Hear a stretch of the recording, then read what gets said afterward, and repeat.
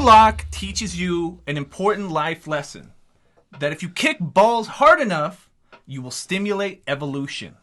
Hey guys, welcome to Between Nerds Podcast. My name is Drew Philip Elias. This is a good friend of the podcast, Mr. Christopher James, here for the 20th episode this year so far, and we're only in March. Yes, third month in. Third month in. Other end of the table is my co-host, Mr. Aldo Mendez. Last episode of March Madness. Thank God. Five Wednesdays in March. So many sports. So many sports. So many sports, man. 2 soccer animes. It's crazy. It's wild. Now that we've watched 2 soccer animes. This is what, episode 137? 136. 136. Okay, I don't know how to count. Yes, 136. 7 comes after 5, everybody. That's on Between Nerds. Yeah. And we're here to talk about Blue Lock. Like Aldo was saying, the beginning of the month we talked about Captain Tsubasa. March Madness is our sports-themed month. So, what am I thinking of? What are the 5? So, Captain Tsubasa. And then we watch... Birdie Wing was last week. Birdie Wing Golf Girl Story. Haikyuu was week 3. What was week 2? Am I tripping? What was week 2? We saw something weird, didn't we? You guys didn't see baseball, right? No, we didn't watch any baseball. I know there's a good baseball anime out there, but let me go. I know it's soccer. Well, so it's 2 soccers. 2 soccers. Volleyball. Summit of the Gods. Summit of the Gods. The trauma. The trauma was blocking it out. Yeah, in my brain. the trauma. The mountain climbing movie that won a bunch of awards. I think we're gonna be watching a movie next week because I'm doing some traveling next weekend. By MAPPA. But by Studio Mappa, it's what this corner of the world, this corner of the universe. It looks sad as shit, dude. Be ready to cry, man. Honestly, I need a good cry because don't get me wrong. I like that. I like that we did all these themed months. You know what I mean? So we had like the romance in February, and then we watched all these like high octane sports anime. But I want to get back into like highbrow anime a little bit. So we go with Depression April? Or? Self-reflection April, right? Like, Existential dread. Existential dread, exactly. And I guess that's it. I don't know. So we watched Blue Lock this week. Yeah. We did. Amazing fucking anime. I told y'all. It hits super good because it hits like those metrics of anime stuff. You know what I'm saying? It hits. Animation is awesome, except when they're using those weird CGI with people. the PS1 graphics. Yeah, with the PS1 graphics. It reminds me of like Tekken, like the early Tekken. Oh, games. absolutely. Yeah. And then the music is good. You can just hear like a beat, the beat console to make beats, a beat pad, I think. Yeah. You can just hear in the back. Dun, dun, dun, dun, dun. Oh, shit, pumping out. But there is like in intense moments in the field. It's crazy. No. The story plot, the storyline, like how it progresses is pretty good writing. No, it's cool. And what you mean about those animeisms, like it takes everything to an 11. You know what I mean? It'll take dribbling to an 11. You're talking about the main character is basically Kobe of Japanese soccer. Yeah. Like is crazy. his power is intuition. It's like the opposite of Captain Tsubasa, because Captain Tsubasa is very much like this feel good not little kiddish per se, but it's very much like a juvenile interpretation of what like an anime adaptation is. Shonen-y. Yeah, it's so very shonen. shonen. But Blue Lock is like modern shonen. Yeah. You know what I mean? Yeah, like yeah. everything is like you think people are gonna get hurt. It's basically oh god, I always forget. What's the Korean show that was popular like 2 years ago on Netflix? Squid Game. Squid Games. It's like Squid Games but soccer. Yeah. And so that makes it so much more like it's anxiety inducing because go for it. Oh, I was gonna Stakes ask are you. high. Have you ever watched this movie called The Platform? It was on Netflix. I for watched a while. it with you. Yes. What do you mean? Oh yeah! Do you see him lying? He doesn't remember me. I'm sitting right next to him watching The Platform. It's because I watched that movie like 5 times that week. Oh, okay. So- well, because remember, like, I don't speak Spanish, but we were making fun of, like, how he just keeps saying obvio the entire time. That was, like, a meme in the chat for a week. Yeah. Oh, you know what's Oh, crazy? yeah, he doesn't remember. I remember now. I did not know that movie was in Spanish until I saw it for the second time. I thought it was in English. So I saw it, and I was like, yo, this is horrible. Like, their voiceover was like, I was like, this kind of sucks. And then when I changed the audio, I was like, oh, this wasn't meant to be watched in English. I was like, I'm an idiot. But it was a good movie. It was a crazy good movie. It reminded me of Blue Lock because of like the whole situation of like their ranking. their ranking and how good they get treated, as in the platform. They're just eating like wet noodles. Yeah, they're on the bottom. Nato soybeans. You just get bread and water if you like completely suck. We're like, well, you suck, bro. You're not gonna. You don't need no nutrients. You suck, bro. That's like, and then it's got like this anime quality where everyone's got like a superpower. You know what I mean? So like, think about like even like battle shonens. Everyone just has a power. That's like My Hero Academia. That's Black Clover. That's Fairy Tail. That's, you know what I mean? It's like even One Piece. That's One Piece, exactly. So then, like, learning what all the new players' superpowers are, that's what makes it interesting. Because you're going into, it's like One Piece like that. Like, you're going into every new fight, every new, like, game. Like, what am I playing today? What am I up against? Yeah. I think this is like Kuroko's no Basket, but of soccer. Because, like, everybody's got it. Kuroko's no Basket, you have, like, there's one character that can literally shoot three. He's Steph Curry, but from, like, any range on the court, like literally anywhere, he'll make that shit. And it's like, you got people that got super insane crazy abilities, you know what I mean? Like, like this guy's good at passing, he can see everything.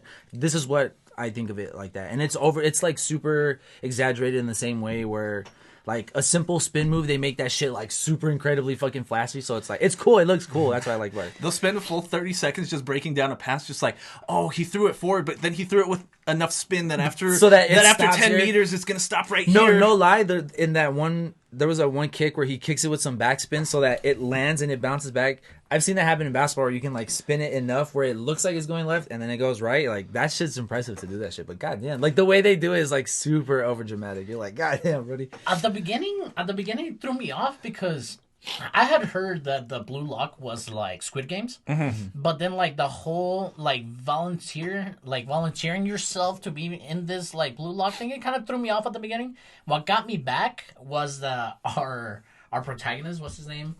Isagi. Is that what his name is? Yeah, Isagi Yoichi. Joichi, yeah, Joichi. He because the first game that they play, and I love how they started this with the tag. Oh yeah, the ball tag. That was cool. Yeah. And, like, he kicks the ball to the guy he knows, like his friend or, like, that one friend in Squid Game. Like, he's like, no, I'm going to fucking kill this guy, you know? Yeah. and that brought me back right in. I was like, fuck, yeah. It's like, they had to get rid of that guy. Yeah. They had to get rid of that guy. Well, it's like I was telling CJ, like, right before we started recording. It's high stakes because, like, I think the story, at least of season 1 of Blue Lock, is, like, it's about complacency. Like, if you're complacent at any point, you're going to lose. Yeah. You feel comfortable with You have to always want to grow. Yeah. Right. Again, it's that Mamba mentality. Like, I'm, like, literally right after playing in the NBA Finals, I'm back in the gym, like, shooting all over again. Because, like, Isagi's whole thing is every 3 episodes he unlocks, like, a new power. The grind don't stop, man. And that guy in the very beginning that Aldo's talking about is just, like, he walked in being like, I'm the top shit. I'm the top striker in Japan. No, everyone's here to watch me win and make the national team. And he just gets embarrassed in a game of dodgeball right away. That shit caught me off guard, though. When he lost, I was like, dude, wasn't he the best? But what I did like, though, to bring to Aldo's point, how they brought him back in, was that he had homie that was on the ground that was like pretending to be hurt. He's like, oh fuck, my leg hurts, and he's like, nah, this is too easy. Like, I'm gonna go after the guy that I think is the best. I was like, yo, right when he did that, I was like, I like this guy. I was like, that's the guy that you want on your team. They bro. animate that dog in him. Yeah, hell yeah. As soon as that happened, I was like, bro, yeah. He was like, this guy's got that dog in him right there, bro. Hell yeah. I was like, this guy is tough right here. And it's like Dragon Ball. Like, they're animating like auras and like the kicks look like big ki blasts and the eyes are crazy. Yeah. I like while they're playing and they're striking for a goal. I like the JoJo poses they go with it. Like, they go JoJo pose with it, and they're like the still just like caught in the air. Yeah, the kicks are just like, yo, like. No, I like crazy. That too. Yeah, I feel like I see a lot of JoJo's in like the character designs too. Absolutely. Yeah. I think a lot of you have to make them stand out. It gets more like prevalent like towards the end when you have like all the new characters because you have to make them stand out because everybody's unique. Am I tripping, or was there a lot of like boy love at the beginning? What do you mean? It was a little free with it. Yeah. So Free is the swimming anime that we watched last March Madness, and the thing about Free is the guys are like really, really obsessed with each other, and I guess Aldo's point is specific way.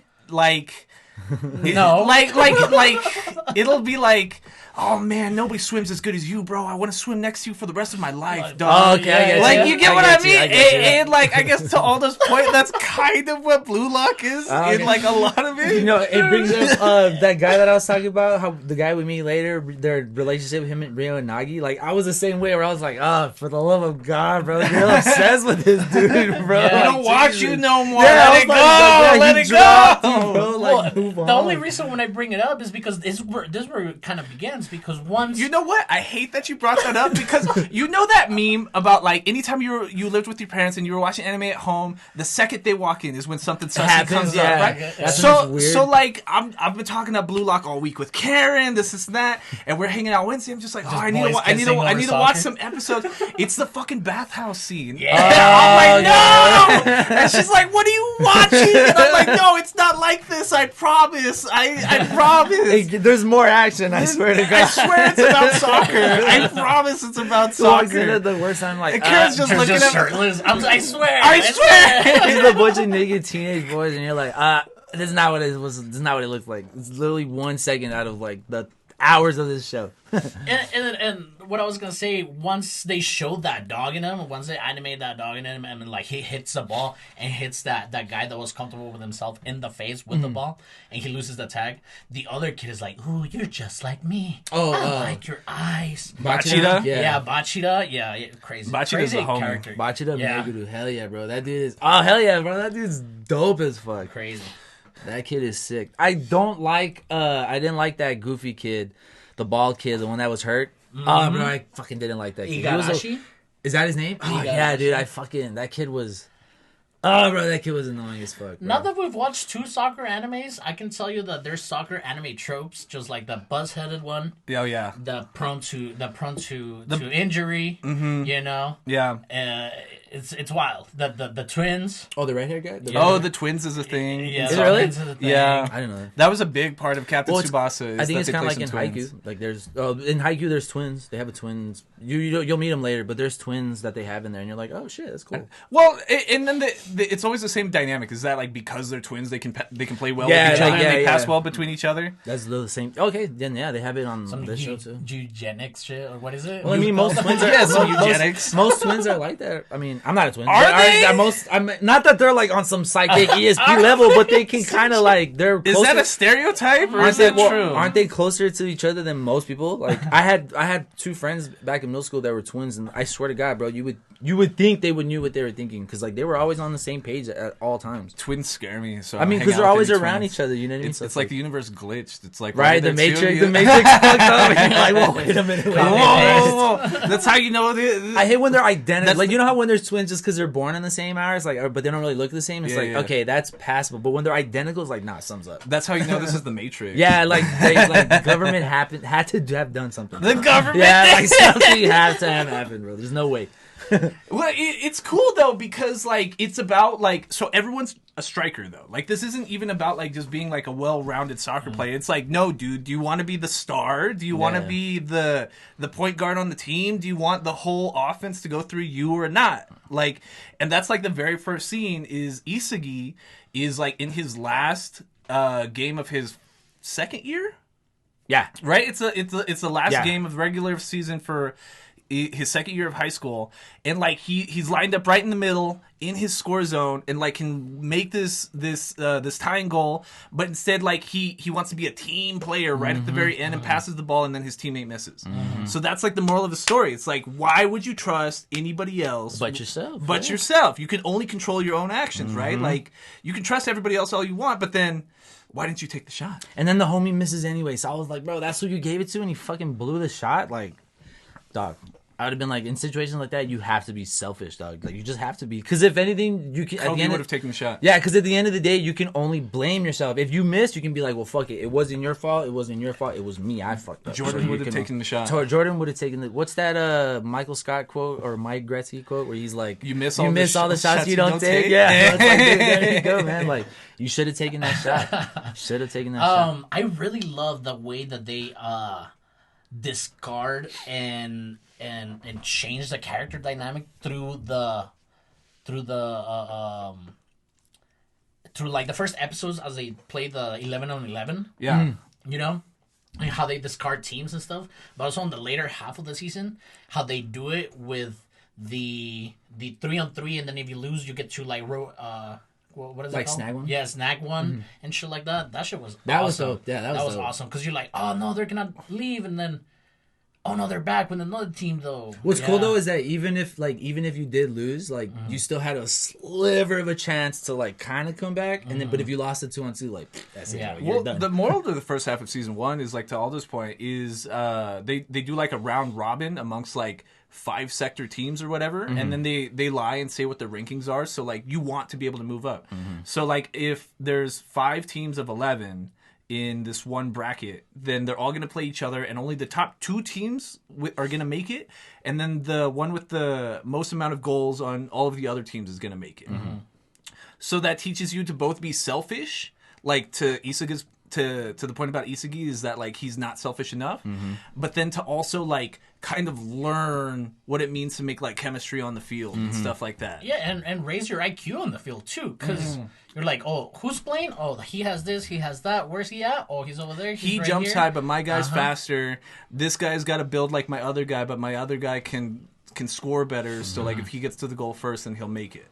And then that grimy ass, greasy ass Wataru. Yeah. Oh yeah, dude, the guy that fucking sabotaged. Oh, bro, that guy was such a loser, dude. I'm glad he got his ass beat for like 3 yeah, episodes. everybody just kept kicking his ass, bro.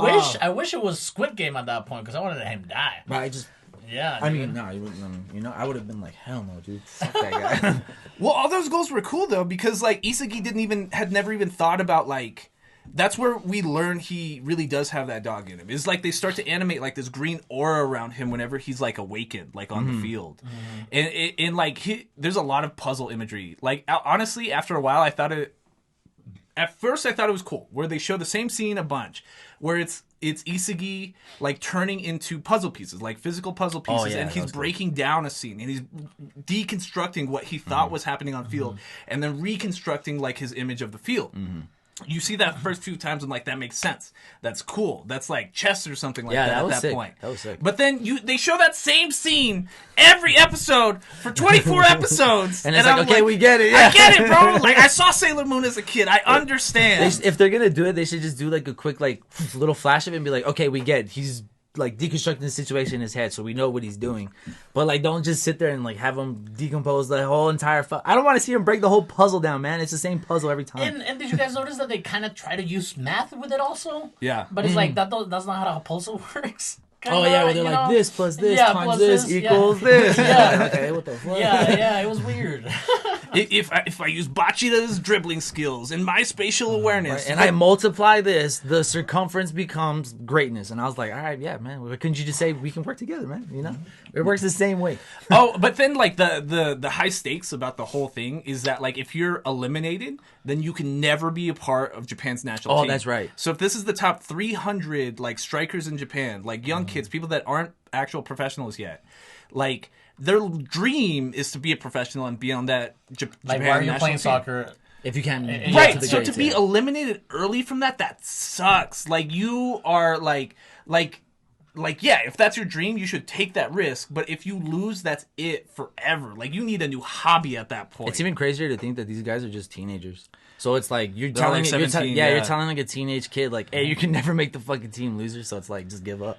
And then they were being dishonest. They didn't tell the parents exactly. Oh, what was yeah, happening. what was They're- happening. We're They just were gonna like- kidnap your son for a few months. I always thought that too. Like, yo, are the parents just cool with that shit? Because like, they're like, yo, what happened to my son? They're missing school this entire. I thought this was no lie. I thought this was like an after school program where they could like leave and come back. And so what's his name? They can Ego? leave, but then they can. But then they come can never back. come back. But until that dude Ego was like, no, you guys have to stay here. I was like, oh, I guess this is like a dormitory then or some shit. I was like, And then like the whole government sub story to it. The soccer federation is just a corruption story. Yeah. there's always some sort of corrupt. Well, thing. FIFA's like notoriously corrupt. Oh, I well, think yeah. that's what they're taking it from. Yeah, I guess so.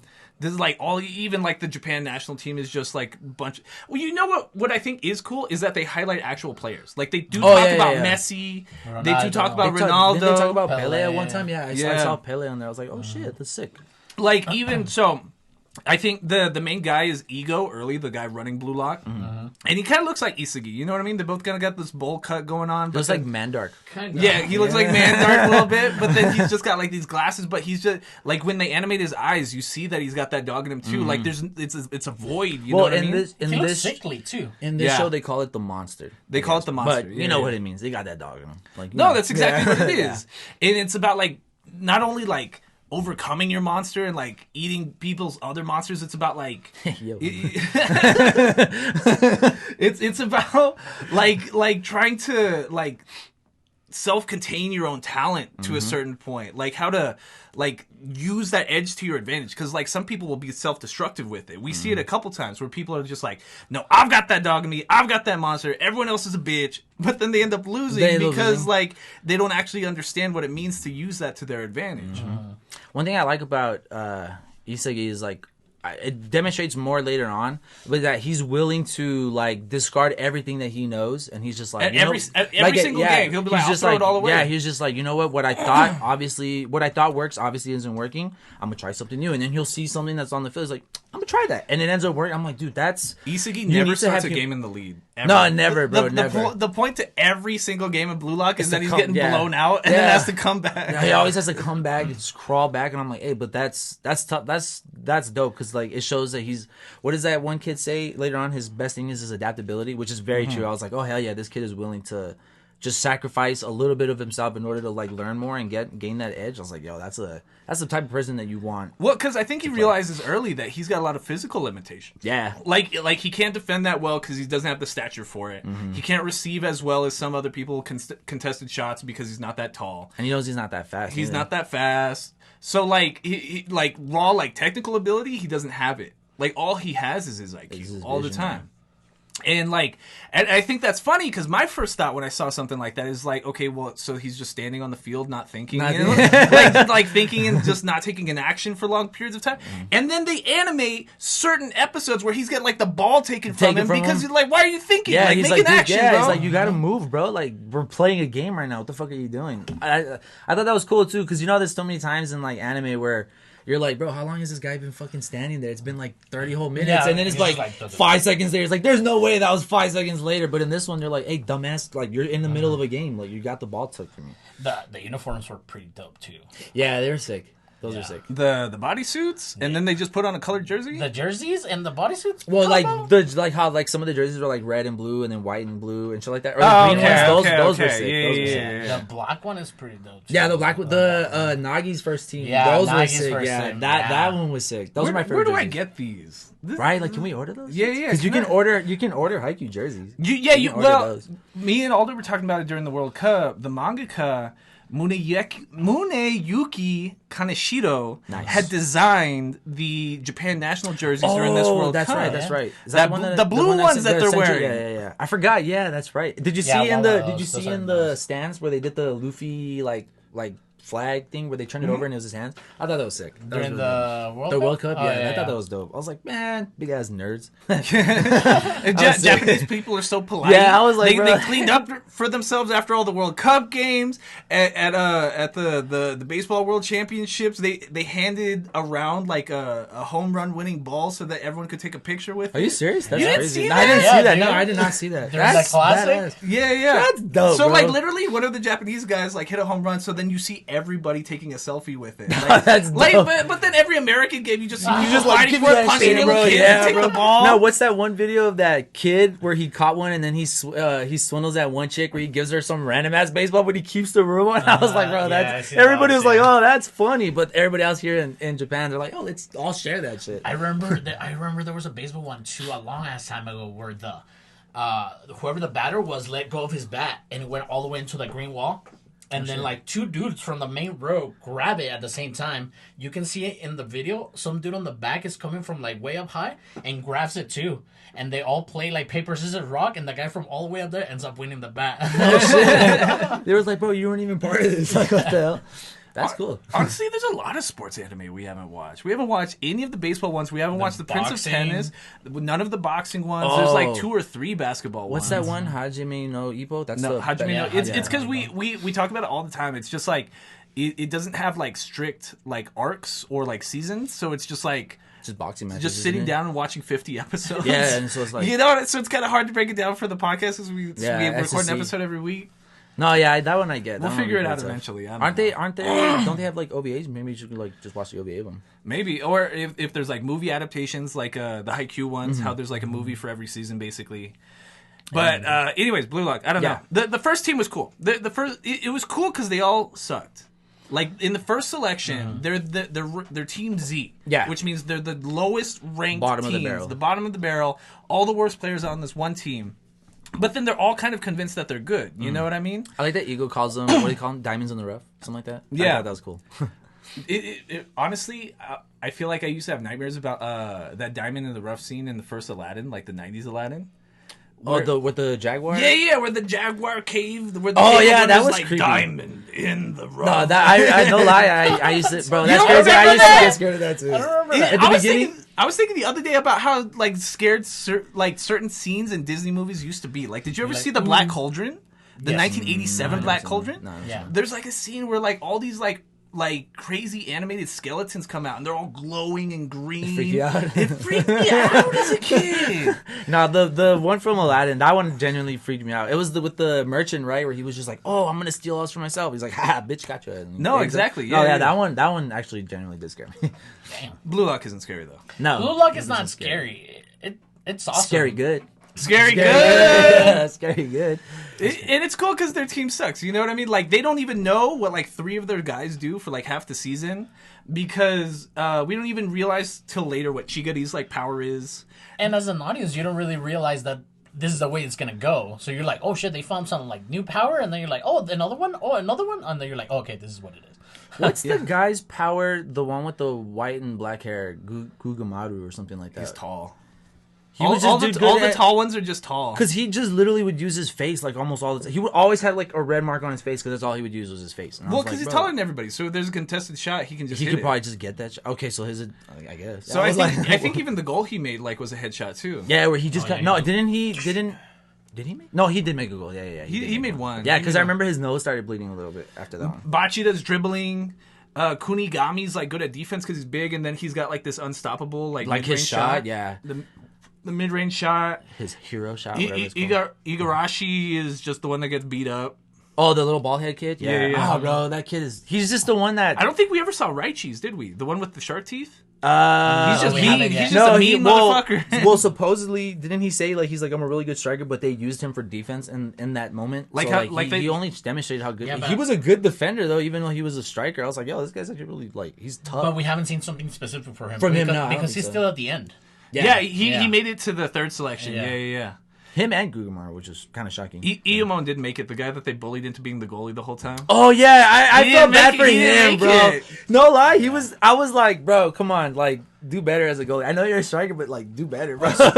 Wait, so who was the one that didn't make it that everybody was sad about? Or Kunigami. Ichigo. The one that looks like Ichigo. Yeah. The one with the orange hair. Oh, right. I was pissed. Because his team was originally in the 2nd selection. So they go from doing the round robin of 11, and then the second half of the season is they do like 3-on-3, like Alder and CJ were saying, but then like you get to take a player from the opposing team until you get 5, and then you pass on to the 3rd selection.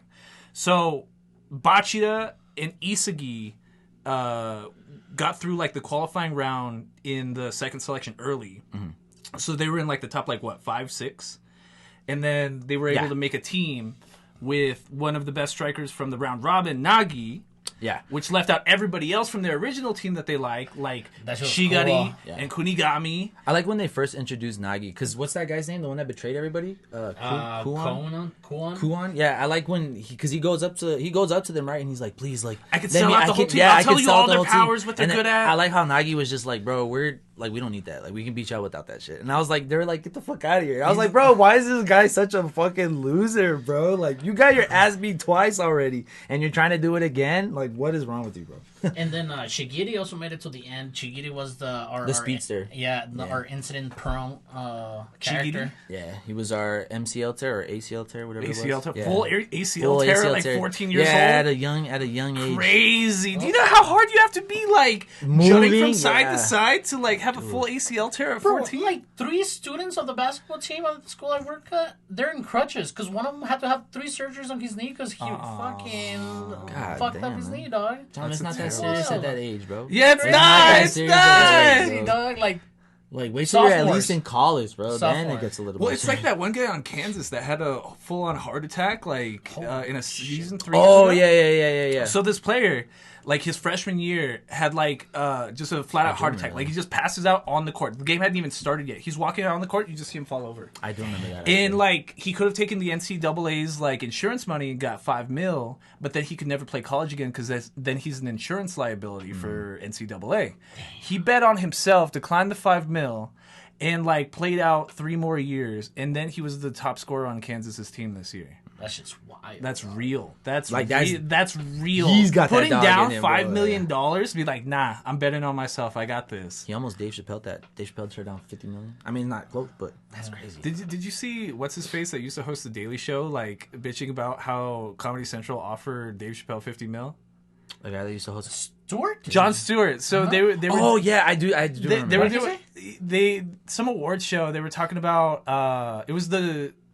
I can't remember what it was. Anyways, he was talking about how like he's known Dave for forever, for 20-something years because of all that, and that how like Comedy Central was bugging at the network because of how popular Dave Chappelle's show was. Turned down $50 million, and his. Like, what he took away from that story is, like, I cannot believe that Comedy Central had $50 million and never gave us anything. Right? We didn't have money for snacks in the back, and they were going to offer him $50 million. Leave it to a white man to flip it about him, bro. That's why, hey, Daily Show's still on. Yeah. You know what I'm saying? They don't even know who's hosting it now. Yeah, at this point, it's like, who gives a fuck?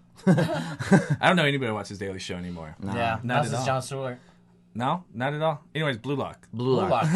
Blue Lock. It's a great anime. We're telling you, man. Watch that shit. Well, so like the first few games, what were they? So they played the Twins. Oh, they played Mob Psycho. We played against Mob Psycho. We beat his ass. Wasn't the first one the Bato game? Nico?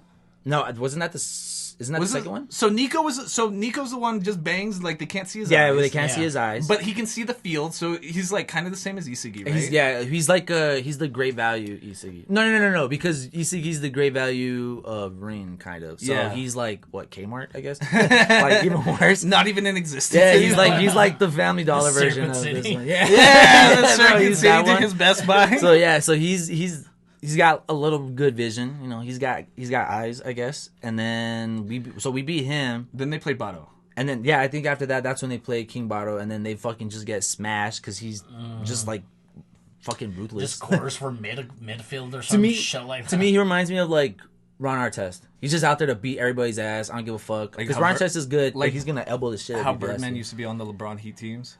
Yes, where he was just out there to bully people. And it was just like, just to be big and mean. Yeah, just to be fucking rude. I think he's awakening, quote unquote, how they put it on the anime. He's awakening, and Shigiri's awakening was pretty cool. Shigiri's because he's just like bum about his leg. Shigiri? Shigiri, yeah. Shigiri's because he's bum about his leg. He doesn't want to use his leg because he's scared. Hold on, one sec. Before you lose that, I've never heard you pronounce something so white in my life. Shigiri? Yeah, that almost sounds like you could pronounce that in Spanish, and he's like, Chigiri? I expect that from me. I don't expect that from you, Aldo. Dude, I don't know. Dude. I expect... He was trying... Professional Aldo. Hey, Professional Aldo showed up today, man. I'm thinking in Spanish and English. I know, I get it. But like for the first time ever, that sounds like a mistake I would make, dude. That sounds like me, Mendez. Aldo Mendez. Professional Aldo on the duty. No, I guess... Sorry. No, it's fine. Him being bummed about his leg and him being like, you know what, no, and then how they show I'm gonna play every game like it's my last, bro. Yeah, no, but I believe that actually happened because did you remember Paul George's injury when he was for the Team USA practice? I get it. Happens? I get it. No, I get it. But I like the animation of it. The animation of the with the chains and with shit? the chains and him breaking himself over Also, Baru's awakening was pretty sweet too because it's just raging. He's just like, no, I cannot be like this. I'm not a bitch. I'm not a bitch. You donkey, you fucking bitch. Like black lining zigzags. Honestly, Shigety's one of those where like everyone's got bro love for him. Yeah, like, bro. Because once he unlocks the chains that are holding him down to the ground, it's just like what every game like my last. Everyone's so you got the best legs, right. Shiggity. I was like, you got the best legs, bro. You got this. I believe in you, brother. It was like what's that one swimming free? It's like that. Yeah, exactly like that. I want to run with you for the rest of your life, bro. Like, let him make his cute. Your hair is cute, bro. Your hair is cute. Everyone's just openly harassing him all the time. What do they call People him? just walk they call him Miss Princess of the Field. It's a pretty weird. Nagi and them were calling him Miss and shit. They call it Princess of the Field too. Like, bro, that's fucked up, dude. That's a full ass man. That's a grown man, right? Almost, dude. Like, he's the same age as everybody else. I was like, dude, that's still a dude. At the end of the day, you guys are dicks. Bachida's Awakening 2 was wild because like the story was holding on for like the entire Bachida's thing. a sociopath, a psychopath, right? Yeah, he's a little like weird he with sees it. visions. Yeah, dude, I was gonna say there you go. I was like, what is he got? Schizophrenia? Yeah, there you go. Yeah. I don't even think he's got a demon on his shoulder. I don't think his monster's the same as everybody else. I think he actually he's like what's that guy from that movie Split? I think he's just like that, bro. I think he's got like what's that girl's name? Sandra inside of him or whatever her name is. You know? No, yeah. I hear it. Sorry, yeah. But no, it was just I just want to talk about the animations during because I know you were talking off mic that you didn't like Baru so much. You know, I think it's super annoying because like Baru's whole thing is like he calls himself the king of the field, right? Yeah. So like he's like probably the most like physically talented person at any time on the field, but like he's got a shit personality, so like that's why he always loses. All of his losses that we see is because he doesn't want to act like a fucking teammate, which like at a certain point, like that was what Isagi took away from him, is that like, dude, being a striker means being fucking selfish, taking the ball down the field and shooting the goal yourself. But then at a certain point, like if you're being so like selfish that you just keep like forcing turnovers, then you're gonna lose. Yeah, ass.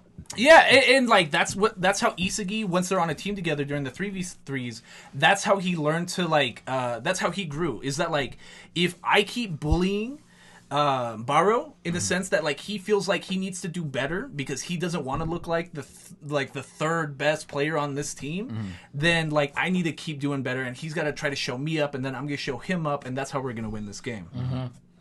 Which is cool, don't get me wrong, but like he's kind of just, there's so many episodes of just like, Baro, can you listen? Please? It's like Ash with his Charizard, bro. Yeah, oh, it's like, bro, we are gonna lose the Pokemon finals because you want to flex. Because you want, Charizard. Yeah, because you're just so big and strong, Charizard. Can you fucking wake up, it's like, please? bro, just hit him with the flamethrower and get it over with, bro. Like we could win right now. It's like, just get it done, bro. And Charizard's like, yeah. It's funny because I was talking about Ted Lasso. There's some episodes. What's the plot to Ted Lasso? Can you break it down for me real quick? Dude, it is a weird fucking thing, bro. Like, on the surface, it's fucking, like, happy, but, like, it's undertones of, like, real shit that's going on to people that happens to people. Can I have an example? Well, let me just put you, like, the I guess, like, the plot of it. It's a successful football coach who gets a contract in England. Football or soccer? Football. Oh, okay, Yeah, okay. And gets a contract to coach a club in England. Okay. Because the owner, she just recently got the divorce with the guy that was the owner of the team, but she gained the team. Oh shit! So now she wants to make the team bad to get back at her husband because her ex-husband loves the team. Typical. So that's why she hired the football coach. But like, so now we have like all the dynamic between the team, the coach, the owner, and like what the fuck is happening around. Okay. Anyways, one of the episodes, Ted Lasso, he's like, okay, I didn't know that. I didn't know that. I feel like I've been hearing about Ted Lasso for a while and that it's good. I had no idea that's what the plot was. Yeah. So Ted Lasso tries to use the best player in the team as a decoy so he can end up passing it to somebody else so they can score. And that's what I'm saying. In comparison with Baro. Okay. Yeah, that he doesn't want to be the decoy. He doesn't want to be that third player. I think that's really cool that happens because like I think Nagi is the first one that makes a goal, and so that team at that point is Baro, Nagi, and Isagi. Don't we have to backtrack a little bit because don't they lose Bachida? They do lose bocce though. Yeah, just because we were at. Hold on, just let me finish the bottom. Just that game in like. Because like they know that Barrow's so selfish, if they fake passes to him, then the defense is going to try to go straight to him, and that's what I mean. I feel like I learned something about soccer as opposed to like watching like Birdie Wing Golf Girls story or like even like Captain Tsubasa to a certain degree, because Captain Tsubasa teaches like soccer a different way. They show field placement because not everyone's a striker, so they're playing like actual soccer. They were like they've got a striker. Yeah, it's just not just 11 strikers against 11 strikers. So like Captain Tsubasa will literally show you the graphic being like, okay, here's their field placement, they've got 4 in the front, 3 in the middle, blah blah blah. You get what I mean? I get you. As opposed to like Blue Lock will show you like individual interactions, being like, this is what like juggling in this position would look like, or they show distance, which reminded me of basketball. You know what I mean? I get you. Like how when those studies started coming out about like Curry's shot percentages, like in like the 16-17 seasons, where like if you have more than 4 feet away from Curry, he's making that three like 80% of the time. Oh, from like the space, yeah. Yeah. So spacing becomes a big issue. So then you even see Isagi being like, okay, I can pass to my left, I can pass to my right, but like I can't go forward, and he's in like this perfect spot, like 5 feet away from me, that like he can interact with all 3 of those shots. Those options, yeah. Which is crazy. It's crazy. Yeah, that was good. Good position. No, positioning plays a lot in almost every sport. Yeah, because at one point, I never thought about that with soccer. Yeah, I really didn't. Yeah, I was like, if I like hat trick it, if I lob it, he has enough time to go backwards. But if I keep it and land it, like he has enough time to get to me, kind of shit. Yeah. One thing I thought was kind of funny was Isagi. There was a time, I don't remember which like game or episode it was, but he comes to like a realization. He's like, "Whoa, soccer is literally just a small amount of mini one-on-ones." And I'm like, yeah. I was like, dude, how long you been playing? Like, no fucking shit, bro. I was like, that's like no shit. Like, you're on a team, but you're still playing against the one person in front of you. They start every game being like, okay, I'm guarding this guy, I'm guarding this guy. So it's like call out, like like in basketball, like call out who you're guarding. It's like, okay, I'm guarding this guy. So it's like literally every moment is just a one-on-one until he gets by you. Then your team step in. But for the majority of the time, it's literally just a bunch of one-on-ones. When he said that, I was like, yeah, no fucking duh, dude. I was like, you've been playing. Yeah, I was like, you're a high schooler and you barely realize that? I was like, dude, like middle schoolers already fucking realize that shit, dude. That's just funny. Part of the round robin and like what it meant for who's the guy that betrayed them? Kuan Wataru.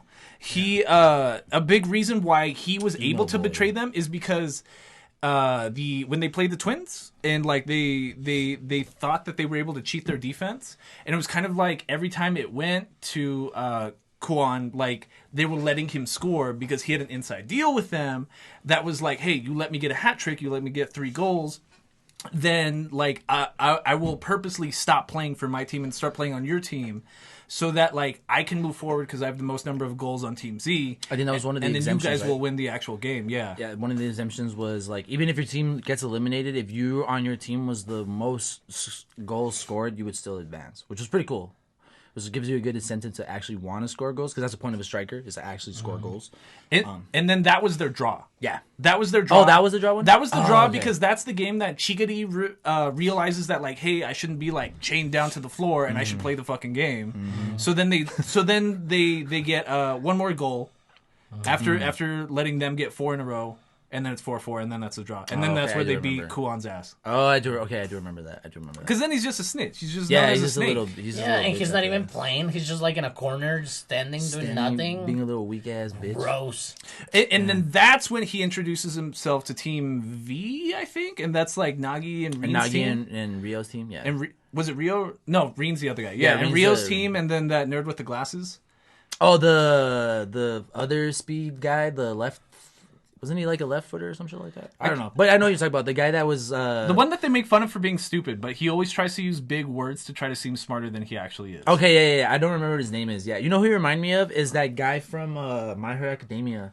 The student president guy. The guy with the engine on his feet. Tsurugi. That's his name? Tsurugi. Zentetsu Sugurui. Zentetsu. Mm-hmm. Zentetsu. He was another speedster, right? Yeah. He was another, like... Another engine that could. So when they play when they've played that team, the dynamic is that they have the 3 people in that block, in block 5 that they're playing in, which is the weakest 5 teams. the 3 best strikers are all on that team. Because that's like, what is it? Like they say Nagi has like 8, Rio's got like 7, and this other guy's like got 6. When everyone else on their team has like 3 or 4 because of the guy that just betrayed them. Yeah, didn't they say like one of the? Because don't they get to see the scores of the games? And like, wasn't one of the games like 8-2 or some shit like that? They were like, yeah, these fuckers scored like 8 goals or some shit. I think that's what makes it easier too, is that they get footage afterwards. Oh yeah. So they can actually do homework on the teams. Like going in blind, for sure they'd lose. Yeah, You'd lose every time. The Blue Lock facilities are fucking great. Dude. Yeah, they give you food. They give you. You can exchange a point you got from making a goal for a steak for you and your boys. Because like the food you get is based on your ranking, and because we're following the worst ranked team, they're literally just eating like wet rice. Yeah, like the whole time they're eating fucking stale ass McDonald's, and you're like, damn, pickled with radishes and shit. Yeah, like, every day, and that's how you're supposed to like feed yourself to get better at Everybody soccer. else, like you see at the table next to you, and they're eating fucking gourmet style food, and you're like, fuck. You know what I really like that we didn't talk about? The little the athletic exam. That was pretty cool. Which one was that one? At the very beginning, when Yoichi it's actually like doing high jumps with the people, and they're getting like tested on how. I do remember that. Yeah, because isn't one guy? I think the guy that betrays him, he jumps next to him, and then he's just like, "Come on, man, aren't you doing your best?" And he's like, "That was my best." He's like, "I literally jumped my highest, and you still blew me out of the water." Yeah. But he ended up being a little bitch, so who cares about that guy? Yeah. He ended up being a little bitch. No, it's tight. It's cool because like even when they show I guess it was like a little mock test for like each individual after like the first round of selection. So I'm skipping around a little bit, but between selections 1 and 2, which 1 is the 11-on-11s, the round robin, and selection 2 is like the 3-on-3s, and then you take somebody. There's like a test in the middle where like they just have this room that's just full of like ball cannons. So then like at any given time, a panel can open up and shoot a ball from there, and like you have a zone that like is progressively getting smaller, and you have to try to hit a little AI bot goalie that's in the rest of the season, and like you have to get 260 minutes or something. 106 minutes or some shit like that. 110 minutes or some shit like that. Yeah, I think isn't it? Well, I thought it was like a few hours or something like that. But you have to get a certain amount of goals, right, in order to advance. I think it was. Yeah, 100 goals in order to advance. They weren't in a row, right? You just had to get 100 goals. Yeah. Okay. Yeah. It was. I remember it being in 60 minutes though, because I remember being like, "So how Yeah, are like you an making hour, more than 1 a minute?" Yeah, like goddamn, that's shit was hard. crazy. That means tough. like literally just getting the ball and shooting just right kicking away. it again. Yeah, it simulates a cross pass, I guess. Like when they hit into you on the zone. I think it simulates getting a pass, like a live action pass, and just being ready to strike that shit. I think that's how he develops his what does he call it? His like focus shot or some shit like that. The Blue Lock men are pretty cool too. Bro, I won't lie, goalies. dude. Sometimes like when the other teams were beating our ass, I was like, bro, these goalies fucking suck. Like you can't block one, but it's supposed to emphasize like these guys are good strikers. Better than whatever program. They're good strikers. I get that, but it's like, goddamn, man, program them goalies a little better, bro. Because like, also the sci-fi goes crazy with is like, yeah, the Blue Lock men have like gotten like their software is based on like actual players goalies and shit and like shit. that. Yeah. It's like these goalies fucking suck, bro. Well, I feel like that's kind of a retcon on behalf of the mangaka, because that's how I felt at the time. Because like I remember it really sucking that they had everybody's supposed to be a striker, but then they have strikers playing goalie, right? Yeah. So then you're like, if you're that striker that's being forced to be made a goalie, then you feel like a bitch. You know what I mean? You're at striker boot camp, and you're not even doing any. You're not doing any striking. So I feel like that made. I'm totally making shit up. So, so that's at the time I remember feeling like maybe that's the mangaka trying to make up for like that writing discrepancy. Makes sense for me. Yeah, that makes a little sense. Well, anyway, and then like a big part of like when they play Nagi and play that big 3 with Rio and them is like they almost drew again. But the very last second, it was Kuon that red carded Nagi on the easy shot, and that's how they ended up winning that game. Which is, I think that was the smart thing to do, right? That's like if you ask me, that's like in a game of basketball. Let's say let's say we're up by 3, right? Yeah. And the other team, it's their ball, and there's maybe like 5 seconds left. In order to prevent any possibility of a 3, you immediately foul them. Like as soon as they get the ball, you immediately foul them. You send them to the line, so the most points they can get is 2.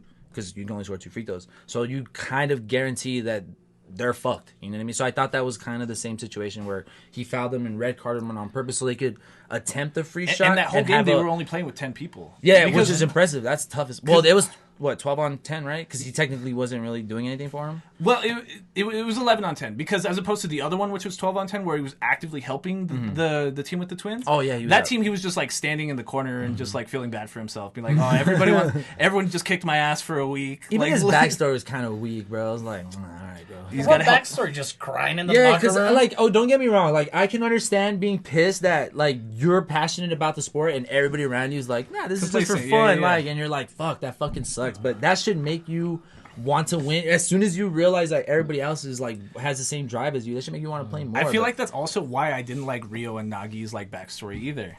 Yeah, because Nagi was just like a half-ass. He was just like, all right, I guess I'll play soccer because you're playing soccer, and then he ends up being incredibly good, and you're like, damn, bro. And Rio's like a rich kid's son, though. Yeah, he's a typical. Never mind, I'm not gonna say it. Well, he just like wanted to make a hobby for himself one day, and his parents were like, unless you're the best, you're embarrassing the family because we're this big influential family and we've got all this money. Talk about pressure. And then he's just like falls in love with Nagi one day in the hallway, and he's just like, me and you, bro, we're going places. We're gonna play soccer forever, bro. I'm gonna watch you kick that ball forever, dog. Doesn't he see him when he kicks his phone, which I thought was okay. You saved your phone like that? Yeah. They're in the stairs. They're in the staircase from the high school, whatever. And like he dropped his phone and he just fucking one touches it or one kicks his phone real quick. And that's Nagi's superpower. Is that like he can do like a one touch in the air like super gracefully. Super like his first touch on the ball is like that's him. I've heard that like if you can like just like stop it, it's actually really impressive. I guess it's clutch in the game of soccer. Because I mean, if you think about it, like if you're receiving the ball right and your touch, well, let's say your touch sucks, you don't have a soft touch like that, the ball's is gonna fucking ricochet somewhere else and you lost that shit. But if you're able to control it, that I think that comes clutch. No, it's cool. And like that's why like they ended up losing though, is because like Nagi has barely started playing. Rio's so overconfident being a rich kid and realizing what an innate talent like Nagi is. Like they play really relaxed defense because they don't take the other team seriously. Which you see that all the time in like every sport. You know what I mean? Everybody does that. Like just that's why like NFL games are so hard to like bet on for like a full season to like or like a whole day worth of games. If you're watching like 12 games that day, it's hard to get every game right because like even the Houston Texans got 2 wins, bro. Like, it's you never know when it's your day. You know, you could just be having like one day you could just have an off day, the other team just be making everything, and you're like, "Fuck, bro, it sucks." I feel like stuff like that is crazy too because like you even think like basketball, like the one day your best shooter like rolled his ankle, you're playing the game, you're playing a team where you need him the most because they have the best like. They have the best inside defense. You know what I mean? So you need to be able to play on the outside, and then you don't have your shooter that day. I get it. I recently saw this TikTok about like sorry for my sports ignorance, but I don't know who that player was, but he was like, yeah, I was playing with Kobe. There was like 3 minutes in the clock, or like 10 minutes in the clock for the last quarter, and he told me, you had a nice game. And he's saying this in an interview in a podcast or something. He's like. When he told me, I'm like, I had a nice game. I look at the clock. I'm like, we still got time. We're up by 12. It's like, and then he just continued to mess the fucking net, just hit the net after netter of fucking Kobe. It's like, and that was a day I met like who Kobe Bryant was. Kobe's monster woke up. He's like, hey, you woke up my monster, dog. Sorry you had to come out here to watch me win. Sorry. Like, no, I've heard a lot of stories where like. What sucks too is like sometimes it's not even the players that do it, it's like the fans that'll do that shit. Like I've heard stories where one of the fans will be like, yeah, you fucking suck, Kobe, and Kobe's like, alright, bet. And then he's fucking torches the fuck out of the team and you're like, damn, the team's like, we didn't even fucking say anything, dude. Like, goddamn. It's like Austin Reeves when there's girls on like the floor. Or Jordan Poole when there's girls on the floor. And he sees him and he's like, oh, time to turn up. And he's just out there pulling everything, no matter how fucking far, bro. But hey, if they're landing, they're landing, bro. I wouldn't even be mad at that shit. Yeah. No, that's a funny. That's funny. Well, honestly, it's even like you watch old interviews. Kobe used to talk about like KD or something like that. Or I saw one the other day where somebody asked Kobe, who would you consider like your favorite like mentee? Like who did you teach the most? And he tells a story about like when Kyrie Irving won their second championship in Cleveland. Mm-hmm. Like, he's in the locker room with the champagne bottles on the cameras and FaceTimes Kobe, of all people. You I know think I mean? remember that, yeah. And Kobe's like... and then, like, I'm looking at the comment section, I'm just like, damn, Booker's somewhere crying in a corner reading this. Damn, Jason Tatum somewhere, like, at home crying, like, watching this interview right be now. like, damn, I wish that was me right now. Imagine being able to, like... Well... Rest in peace. But imagine being able to like FaceTime Kobe. That would have been sick as fuck. Well, it's like how like Jordan didn't like anybody after he retired. But Jordan's like an asshole, dude. From when you hear all the stories nowadays, you hear that dude's such a fucking dickhead. Hey, it's like, the mentality you gotta have. That's what Blue Lock's telling us. It's like you gotta be a real dick. Maybe that's why I don't like Bato, because like Bato's the most like Jordan. You know what I mean? Bato, you know what's funny is like I know how like who calls him out? Isagi, when he tells him, he's just like, yeah, like you have all this fucking talent and you're just like throwing it all away because you're being a little fucking dickhead. But it's funny because even he says it himself. He's like, don't you think like the person that's more mad at me is me, bro? I know how I am. Like I know I'm like this. I can't fucking change. This is how I am. And I'm like, I kind of gave him a little respect for that because I was like, at least he acknowledges that he's a piece of shit, but that's just who he is. So I'm like, you just gotta deal with that shit. But I was like, gotta deal with me. Yeah, you just gotta deal with it. Yeah, I was like, fuck, I'm just a piece of shit, bro. You just gotta deal with that shit. I'm like, well, at least you acknowledged it, bro. That's cool. Some people go their whole lives without yeah, like some people are like, I'm not a piece of shit, but he's like, no, I'm a dickhead, and he's just like, yeah, okay, cool. I was like, it's everyone else that's got an issue. It's like, yeah, I've already admitted it. You guys just don't accept that shit. I'm like, well, like he's got me there, I guess. Like from every group of people that you interact with, if you if in any way you think like, it's just everybody's out to get me, maybe you're the asshole. Yeah, maybe I have an aunt like I have an aunt where like everywhere she's ever worked, it's like, everyone else is crazy, everyone else has got an issue with me. And it's like, are you sure? Everyone, everywhere you go. It's like maybe the first one I'll let that slide, but after that, it's like, don't you see the pattern? You know what I mean? I want to be on your side, right? Here. It's like you need to. The evidence ain't mathing right now. It's like 2 + 2 don't equal 5, Auntie. I'm just saying. Thea, whatever, man. Whatever. It all means the same thing. So to Aldo's point, he keeps trying to bring up. Keeps trying to bring up Bachida, and I'm not letting him for whatever reason. Yeah, dude, this guy. I'm sorry. Yeah, but the dribble guy, the one that's in love with Isagi. The one with the bob cut, and he's got like the yellow undertone. The dribbler. They're both yeah. More up. This one. Yes, the one that's trying to free up Isagi. I've been trying to bring him up. Yeah, you've tried to like bring up Bachida like 2-3 times, and I keep like shutting it down. No, I don't think so. Did I? No, I don't have anything to say about Bachida. He had a weird, like... Well, I wanted to bring him back in the picture because he's one of that core 11 from the first round of selection, right? Yes, but yes, then the first team of 3 that they end up playing with, when they play against the real big 3, the first ones to make it through the Blue Lock Man shooting contest, is him, Bachida, and Nagi, right? And they think that's a badass team. I like when they get Nagi. Yeah, that moment was so sick. Because you know what's cool is that because Nagi's the one that goes up to him and he's like, "Yo, I want to play with you guys." And I was like, "Oh shit, I wasn't expecting." He was like, "Come to our team." And then Yoichi was like, no, I'm waiting for somebody else to come out from the team that I was in.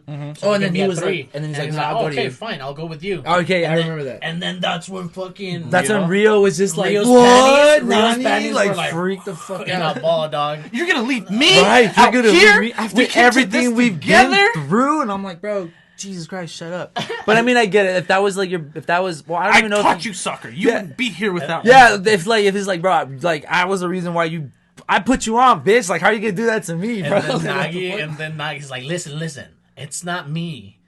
It's you. You saw it. Right? It's like, I don't think we lost because of me. I think we lost because of you. Yeah. Oh man, that whole peace. I'm gonna go with this 3, and I was like, whoa. That whole moment when it happened, that caught me off guard. I was like, oh shit, he took Nagi. No lie, I thought he was gonna wait for Kunigami. I thought they were gonna wait for Ichigo. Yeah. I was like, okay. I was like, cool. That's a cool one to pick up. I like the writing of it, like the amazing opportunity of the way that they discard and enroll players into the same teams and stuff like that into different dynamics is amazing. Well, the new big 3 is kind of like, I hated them when I saw them. Like, so Rin is like the younger brother of like the best player on the Japan national team that we see early on. Was he was on the national team, right? Not the under 20? He was on the national team. Okay, like he had just moved back from playing in Europe. Okay, yeah, there we go. And like he's like kind of like the metaphor for the reason why Blue Lock exists. Even Ego, when telling like his board of directors or whatever why they're doing this, and just like, listen, there's a reason why Japanese players can't actually do well when they go play in other clubs, like during the non-national season. Because they're not Japanese.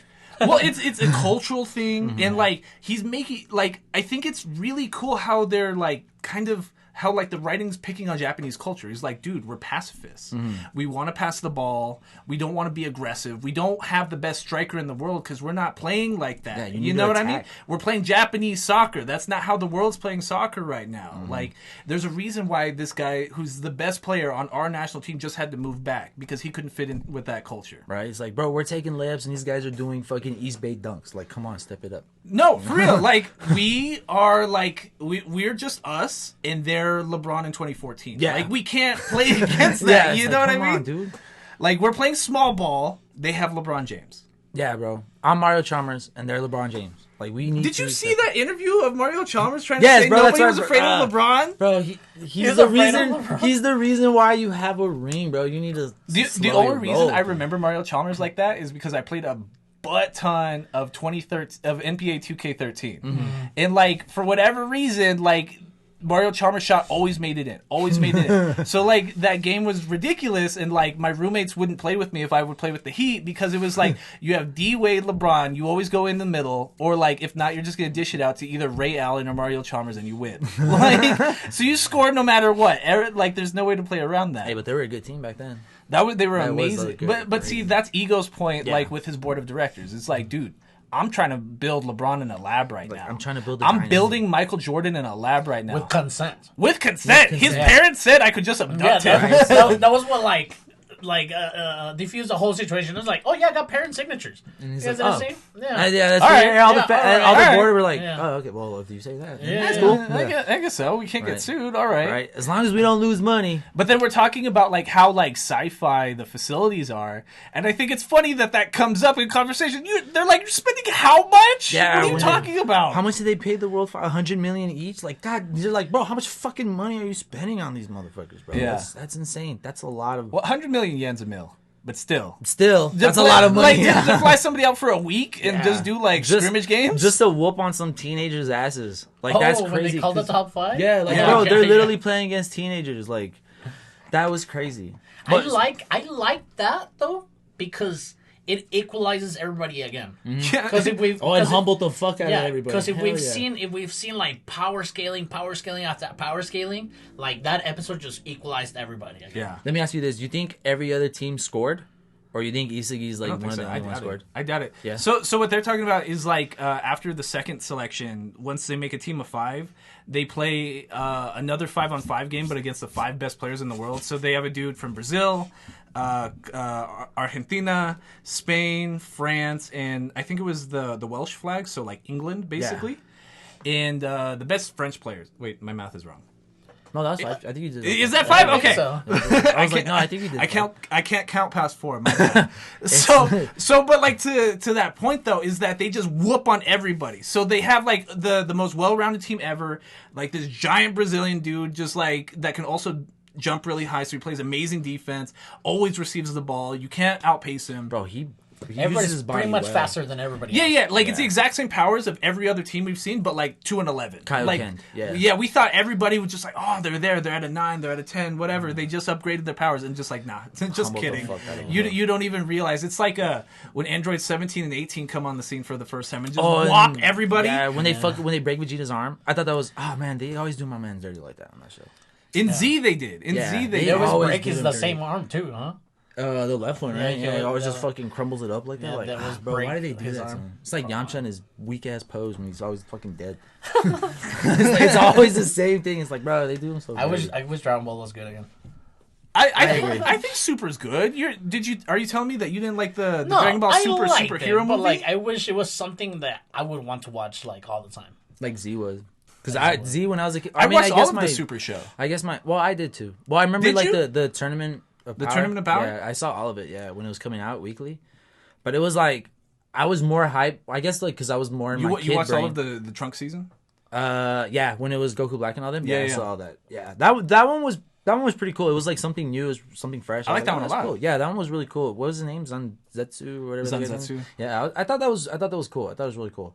But when I was a kid, I guess, like I said, it was just because I was like a dumb young kid. I was just more in tune with like, oh, I gotta watch Dragon Ball Z. I gotta see what Cell's gonna do next, or what Frieza's gonna do next, or we're just all hype for reruns from like the 80s. From the 80s and shit, yeah, shit that they've already known. We didn't even realize it. We didn't even realize that they were reruns. You know what's crazy, dude? Like, yeah, I could see the same episode like in a row twice when I was a kid, and I wouldn't have even remembered. I'd have been like, oh, this is a new episode, and it was the same one I had just seen. I would have never noticed. The intro to the second half of the anime was pretty cool. I like the first one more. The first one more? Yeah. The second one's Judgment, right? I didn't like Judgment. I didn't like that. Sorry, not the song. Like the actual animation of the intro. It seemed very James Bondy to me. Oh no! I know what you mean with how like the different shit's going in. No, I liked it. I liked it. And it has one of those old like anime-isms where like the whole plot to the season is in the intro. You just don't know it yet. You just didn't see it. Yeah, you just don't know it yet because there was. That's why I kind of wanted to skip some of the intros because I would see players in jerseys and I'd be like, oh, I know, I can kind of figure out what happens now, and it's like, oh fuck yeah, sure enough.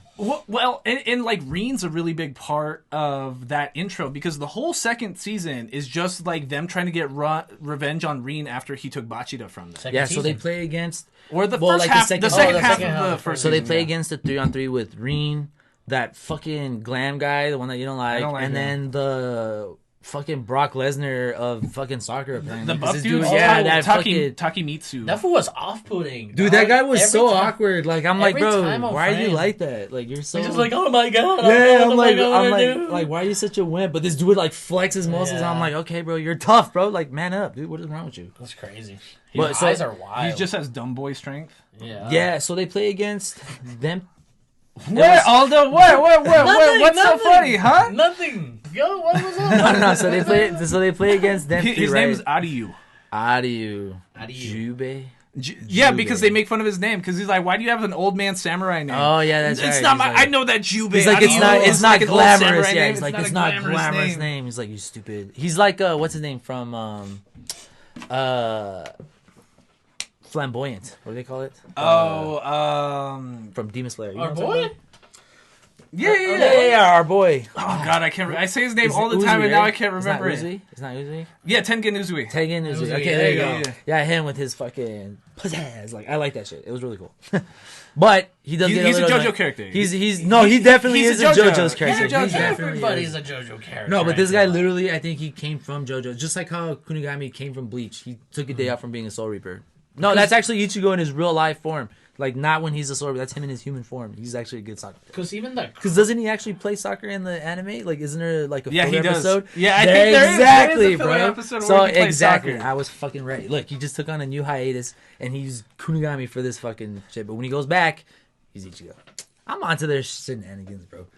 But they lose Bachida because Reen kicks their ass, right? So they lose Bachida. I hated Reen's character design at first because it looks exactly like Isagi except kind of bigger. But like the longer like the second half of the season goes on, the more I think that's on purpose. Is because he's like he's not the foil because that would mean like the opposite, but like he's meant you to compare like what Isagi could be. Yeah, it's the All Might to the Midoriya. Yeah, it's just like, dude, you have this exact same power, but like you're just not there. Yeah. Kind of. Because like their hair's exactly the same. Except Reen has like green eyes, but Isagi, when he's got that dog in him, when he's got the monster awakened, he's got a green aura about him. So I think that's what that's saying is that Reen always has like that unlock. I concur because I thought the same fucking thing, brother. Yeah, okay, like he's always tapped in. Well, it's like, dude, I'm you, but better. Like, I'm you, but already realized. Yeah, like, I'm what you could be. I'm already, like, perfect cell right now, and you're a stage 1 little bug cell. That's a good analogy, actually. I wonder if he's going to get hurt. Who, Isagi? Probably. I mean, how are you going to... Well, he definitely got his feelings hurt. How are you going to keep the Rin and Isagi dynamic running for so long if that's going to be our protagonist? Because I think it's kind of like also the same dynamic they had with Baro is because like why everybody keeps wanting to play with Isagi is because like, dude, he's so smart, and like once you realize you can't outsmart him, then it hurts all of their egos, and that's why this guy named Ego is the one leading Blue Lock, and like somebody like Bachida keeps calling everybody an egoist. Like, you could have shot it, but you could have passed it, but you shot it anyways because you're such an egoist. So like, it's a cool term, egoist. Yeah, and I think it's cool that they use that same term in both the sub and the dub. Oh, do they really? Right, but I think like what has me excited for season 2 is that like Reen takes Isagi onto their team because it's like, I know you beat me. I know even though I physically won the game, that you outsmarted me for like the first time ever, and I don't understand loss like that. So like it's like keep your enemies close kind of thing. Like I'm gonna learn from you by keeping you right here. He Griffiths the shit out of Isagi. Isagi. That was such a dirty line when he tells him, he's like, "You're gonna watch me become the best by myself." I was like, "Bro, you're gonna be by my side." That was sick. Yeah, I was like, bro, that's such a dick fucking move. When I saw that, I had an invisible hat and I threw it in the air and I was like, "This shit's fucking good." Dude, when he said that, I was like, bro, it's Shaq that's and such a boss fucking line to tell somebody. Like, you're gonna watch me become the best, bro. I was like, dude, that's dirty. I was like, I gotta hand it to him. That was a sick fucking line. No, well, that's what I was sorry, no, my bad. I didn't mean to, but I was sad when Bachida left. I was like, oh, no fucking way. Because didn't we lose 3-2? Yeah. So it was like fucking close, and you're like, but it's the same thing. Like Reen, like didn't take them seriously, didn't play any defense for a while, and then once they're like, oh, okay, I guess I'll play. Right. Then like he just Let me tie my shoes. He just has full control of the field at that point. So like when they show Isagi's power, it's this green like fire that's like popping up in him. It's so it'll show the puzzles, it'll show the deconstruction and a reconstruction, and then his eyes will go green and like he's just glowing with this green aura, and then you start seeing like what he's seeing, the positioning of the field. You see the potential shots that he could make, and then they start color coding them. This shot's hot, this shot's cold. This is where he's gonna go. But then Reen's is like this blue water kind of feel because he's like encompassing the whole field, like he's everywhere at once. Like you're looking for the next opportunity. I already saw that opportunity, and I'm trying to capitalize on the play you're gonna make right now. And not only that, like they make it seem like as Rin is like, no, it's like I wanted you to do that. Like this was my plan. It's like I've been getting a lot of, for whatever reason, chess TikTok lately. It's like Carl Magnuson. Magnus. He knows every other like play before it's already gonna happen. So like you see him start to coach people in informal games. He's like, I see the play you're gonna make, but you already messed up 2 moves ago because like my other piece in this position is gonna jeopardize your position over here. That's crazy because it's all trial and error, man. Like he's seen so many chess games, been in so many chess games, like he's seen it all type shit. Yeah, so also the rectal beads thing. Yeah, so this dude's just like, I already know what you... Yeah, oh yeah, you didn't hear about that story? No, where what? There was supposedly... receivers? Yeah, like supposedly he had like this like anal beads up his butt where it was giving him signals on what moves to make or what moves his opponents were going to make, and that's how he was winning his Apparently tournament. That can't be true. I swear. Dude, apparently they catch chess players cheating all the time. I'm not saying that he did that, but I'm saying that they accused him of doing it. It was some Twitter meme about it and Reddit meme about. Yeah, when I saw that, I couldn't stop laughing. I was like, "Yo, that's some Space Jam reaching right there, bro." With what the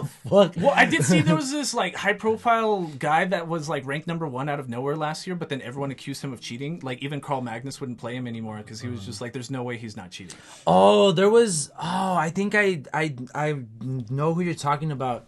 I can't remember what his name is, but I do remember seeing that because he was supposed to play against him too. But he refused. I do remember that he refused to play him for some shit. Yeah, what was that guy's name? Hans Niemann. Yeah, that guy. Yeah. CBS Sports. Chess sex toy cheating scandal explained.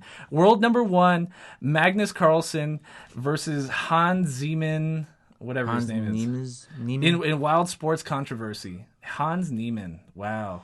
Yep. Oh, where they said that he had it up. There's currently a $100 million lawsuit in play, 2 amended complaints, and no end in sight. So y'all had it backwards. They're saying that Hans Niemann is the one that had the sex. Okay, there we go. That's what I was trying to. What I was trying to. I just knew someone had anal beads and they were getting signals from somebody. That's all. That's insane. I didn't know how that. crazy. This is CBS Sports, bro. This isn't like some nobody like Wall Street Journal. Same thing. What? But is it weird to wonder like how would the signals work? Like 2 vibrates means I don't even understand what it is. So like your boy's in the back and like running it through like a sim, being like, oh, he's gonna make this play, Probably. this play, that play. I mean, maybe Morse code with like vibrate in your butt and you feel it. Like I don't know how to. I'm trying to figure it out. It would be like a Morse code kind of thing. Yeah, because it would be like so you're just like like imagine just sitting there and you're like, oh, okay. And you move and you're looking at your opponent like, what the fuck just happened? I'm just trying to figure it out. You're just looking at your opponent, he's just like... This dude like zones out. Hey, yo! That was funny. He's just feeling the vibration. Yeah, he's just like, oh, okay, I get it now. Like, that would be... I mean, who knows how that worked? I don't know on that one, bro. I don't know on that one. So we lose Bachita, right? So we lose Bachita. And so now we're playing 2-on-2, and we go up against Bato. Well, didn't Bato still have 3? No. He loses. He comes with that kid in the orange hair. Oh, that's right. Yeah, the one that was on the original team of 11. Yeah. The one with the pocketbook. I felt so bad for him. Damn, man. He wasn't even like a bad guy or nothing. He literally just had like a family of like 6 with his sister or something like that because his parents died or some shit. Naruhaya? Yeah. And his parents unfortunately passed away, or I believe. And then so he was with his oldest sister and his younger siblings. He's like, I'm gonna go out and become the world's best striker. Don't you worry. And I'm gonna move us out of his shack. Right. I'm gonna get us this money. I'm gonna get us this bread, and we're gonna eat from now on. And then he goes out and gets eliminated. And I was like, oh well, that's ahead of it. But he goes out, and so now he's with Bato. What was his power? Didn't he just try like copying his power was to try to copy Isagi's. He was just like, oh, so your power is adaptability, I guess. He's like, I guess it's my turn. And he's like, I have to have that dog in me. And that whole scene, I gotta hand it to him. That shit made me laugh so fucking hard when he missed. I could not stop laughing, bro. I was like, you fucking suck, dude. Like, you were right there. And you blew it. That was your chance. You had your chance and you blew it. Yeah. And they ended up losing. And I do feel bad for the kid, though, because he had to go back to his family and say, I could never play on. Well, they also couldn't play with Bato at all. Because, like, once, like, Isagi gets Bato, what I was explaining earlier, the only way to play with Bato is to out-Bato Bato. Yeah. So, like, him having these pacifists on his team, like, didn't work at all, because they would just give him the ball to Bato. Yeah, they were just like, okay, well, here you go, Bato, win the game for us. And he's like, what I like is that when all the shit that Bato was doing for him before was working, when it wasn't working in this specific game, in the next 3-on-3, like, I just love that they just completely excluded his ass. They're like, bro, you're missing everything. You're losing the ball. You hit the pole like 6 times already. Like, you suck, dude. Like, you're trash. So we're just not going to use you. I was like, bro, thank you. Because he was getting on my nerves, bro. I was like, bro, he's getting on my nerves. It's harder, too, though, because it's not like real sports, obviously, they'll just bench somebody or like put in another starter. You have to play with them. Yeah, you have to. It's 3-on-3. Yeah. Like, you just lost somebody. Yeah, like, if you don't, you're going to fucking... But it's cool how they manipulated the field to their advantage for him. That was sick. No, yeah. Because Bato's cool because, like, he's like he's got like this like death aura about him. He's like the Grim Reaper on the field. Like, once they start playing with Bato, even Isagi doesn't want to pass to him at a certain point because it's like, dude, every path I see when it comes to passing it to Bato, it's just like this like lane of death. Oh, that visual was sick when it was all the skulls like that. Oh, that was so cool. That was dope. Because Bato's thing is a lot like all these other stories where it's like whenever they would play with somebody, it was just with people that weren't actually about it. So Bato just had to put the team on his back no matter what, doesn't trust anybody because no one else cares as much as he does.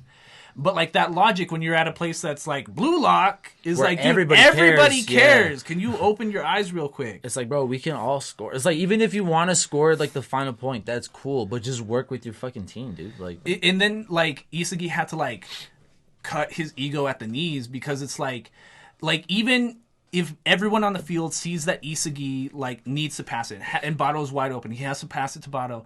Bato at a certain point is getting like desperate for it. He's just like, you and Nagi keep scoring without me. I can't be the third best on this team. And then you hear that exact line from Isagi. It's like, beg for it. Yeah, that's beg for it. Like, do you want it or not? It's kind of like how like when Shaq would like complain about Kobe sometimes. It's just like if Kobe felt like Shaq's heart wasn't in it, he's just like, I don't care if you're big, I'm not passing it to you. Yeah. And Shaq's ego couldn't take that. He's just like, what do you mean? I'm fucking Shaq. Like, and it's like, but yeah, I could score 80 in a game if I wanted to. And it's like, but like he's like, but do it the right way. Like, do it like the dominant way, man. Don't be a little bitch about it. No, I get you. I like that shit was. I love how they like bring that out of him. What did you think when Isagi called them fucking donkey?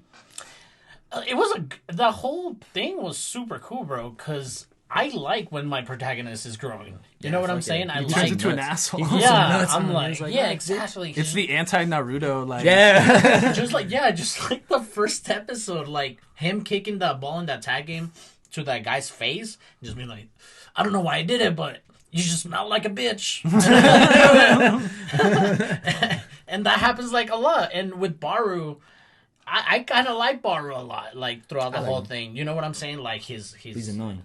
He's just, like, we were talking like Jordan almost, you know? Like, it took, like, a very strong attitude for that. But once that happened, that was awesome because then we see his awakening. It's great. It's a behind the back cross or something. Yeah, some crisscross applesauce. But the way they animate it's great because that lane goes from like this black lane of death to like this black like lane of lightning. It's this red lightning. You know on what this it black made, zipping. it made me think of was like some Conqueror's hockey type shit. Like on the way it looked, I was like, that shit looks sick. Anti-Naruto, that's hilarious. That is it's because Naruto's thing is just like, hey, I'm a bitch and I'm gonna talk you no jutsu. Naruto would have been like, come on, bro, let's be friends. And then the other way around, he's like, hey, fuck you, bro. You're gonna be a little dickhead. Then I don't need you, bro. Yeah, Isagi goes the opposite way. It's just like, dude, he's like, get out of our way, bro. Like, look, we've already scored 2 goals without you. Like, we definitely you're don't clearly need you, a scrub. Yeah, he's like, bro, you're bottom of the barrel. Yeah, he's like, you're bottom of the barrel, bro. Get the fuck out of here. You know what that makes me think of?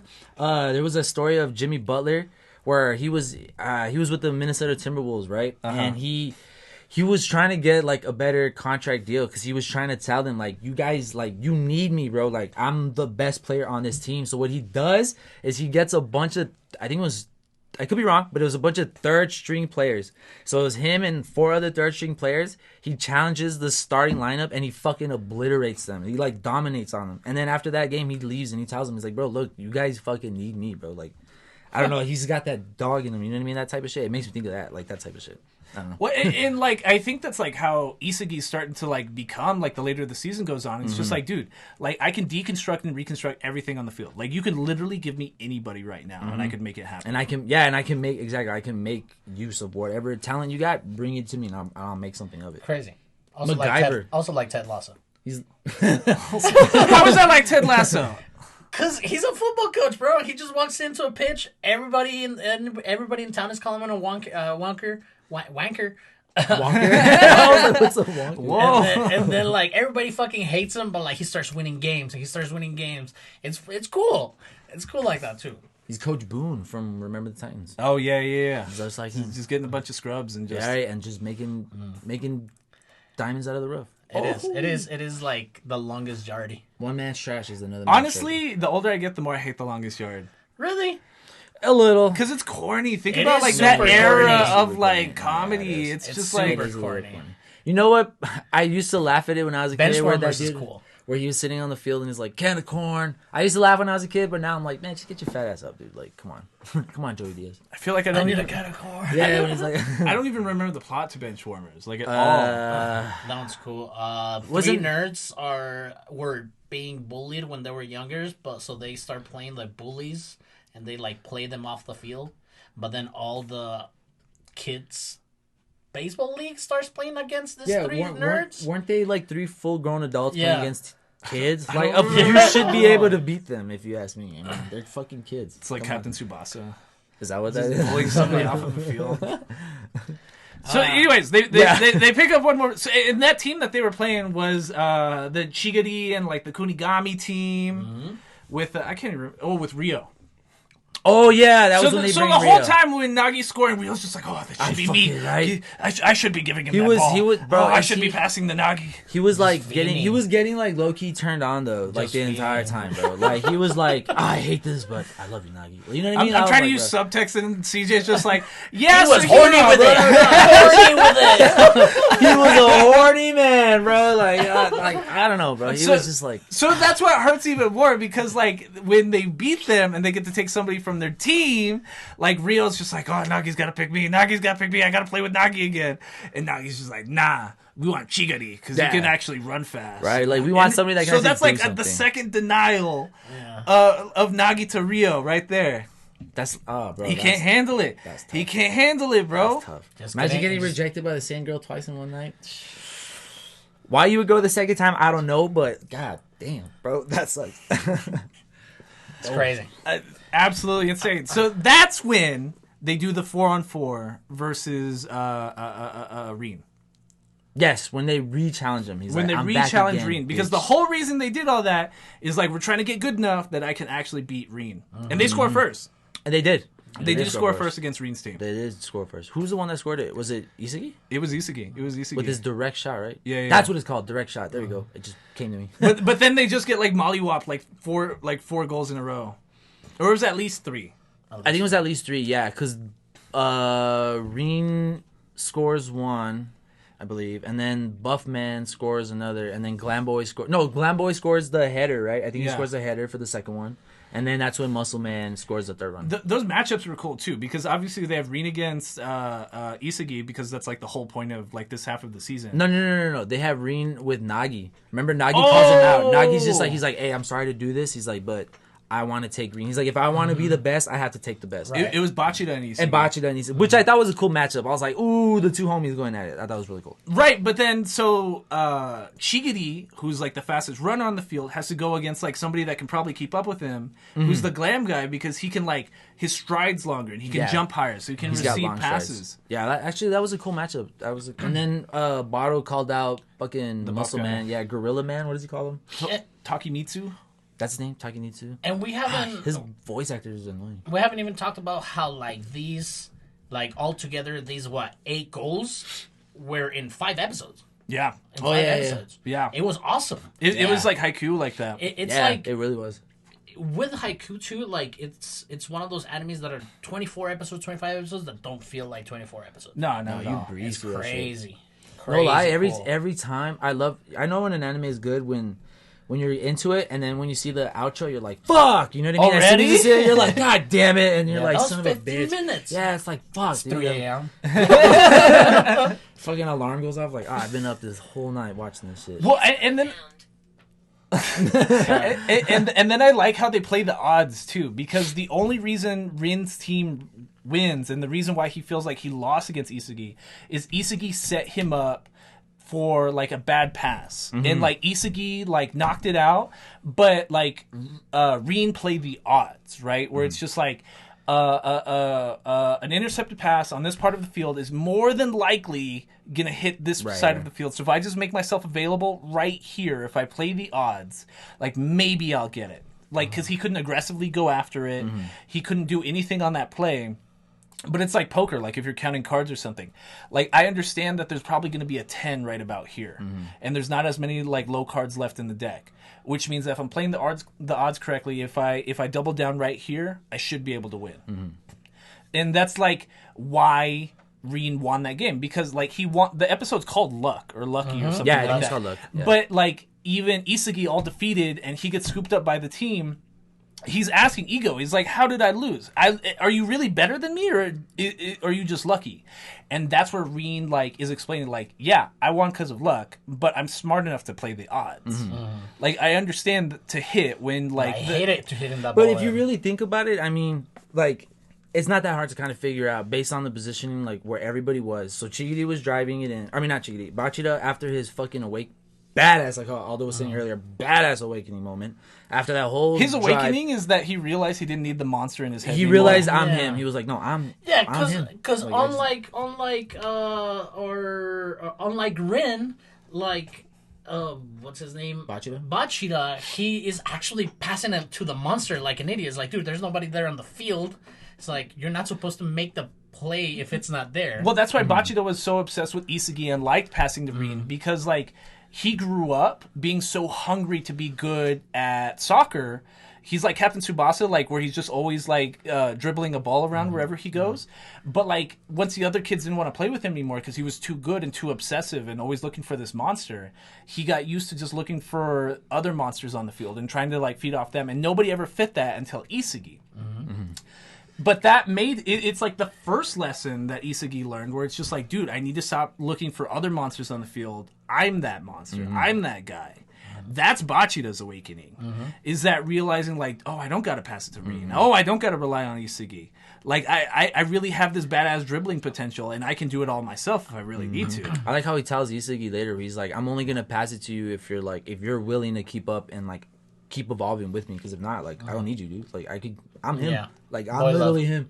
Yeah, that was dope. That was a dope ass fucking. But I like the analogy that Ego uses about the whole luck thing, where he's like, have you ever been shat on by a pigeon? And it's like, did you really have bad luck, or did you not notice all the bird shit all around you and then the birds all above you? Like, if you actually were really paying attention. Sorry, that was my. No, that was right. Yeah, that was my point. Like, when Bachida was driving it through, Isagi's coming from this way, and if you're gonna block it that way, obviously the ball's gonna have to ricochet that way. So if you ask me, like, yeah, he's just been through it all, and he was just like, oh yeah, the ball's obviously gonna land here.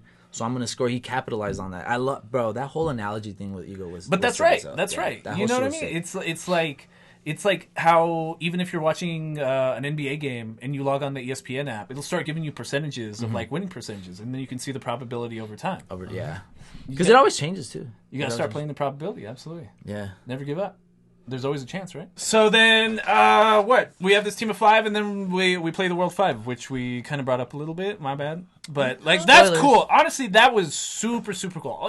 Despite all the terrible English used in the Japanese dub. Yeah. It was pretty bad. No, but I do like that the Loki, whatever his last name was, I can't remember what it was, but the kid from France, the kid from France. Yeah, that's when I read that it's supposed to be a rendition of Mbappe when he was 19 and they won the World Cup at that time. That was him. So I was like, that's fucking badass. Cool. I was like, Bob is a cool dude. He's a good fucking player. Honestly, is it? I thought the character design they used for the Argentinian kid was cool too, because they gave him like rainbow hair. Oh, he looked like Zilla. He has a rainbow shot too. Oh yeah, that little curve. His aura is like this. Yeah, this big rainbow curve thing. I want to know what's super cool. I want to know what was up with his fucking eyes when he was like scanning this shit. That was sick. I want to know more. It's Isagi's power again. Yeah, it's just like on a fast pace. Yeah, his was dope. And like I said, I really like that they introduced that because it just again equalizes everybody's like power scaling again. So what have we done? They all thought they grew and they were like, I can compete on the world stage. Dude, I can that dude compete. blew Chigity's speed like way out the water. I like when he tells him, he's just like, it was kind of weird when he's like, is this okay? He's like, at this distance, you are full of openings. And I was like, all right, whatever the fuck, dude. I was like, this dude just like zips right past his ass. I was like, yo, he nutmegs. He's like, you shouldn't keep your legs that spread. They're gonna think you're a loose boy. Oh, that line, I was like, yo, I would no lie. After that, I would have been like, yo, fuck the game. We're fighting, bro. Fuck that. Like, fuck the game, dude. We're scrapping now because ain't no way. I did like the whole when Reem tells him, he's like, your little Japanese sightseeing trip is going to turn traumatic. I was like, bro, at the end of the day, you're still just high school kids, bro. Like, these guys are full-grown adults. They would fuck you up. Just to get embarrassed anyways. Yeah, just to get fucking washed. And he's the only one that scored, which it makes sense.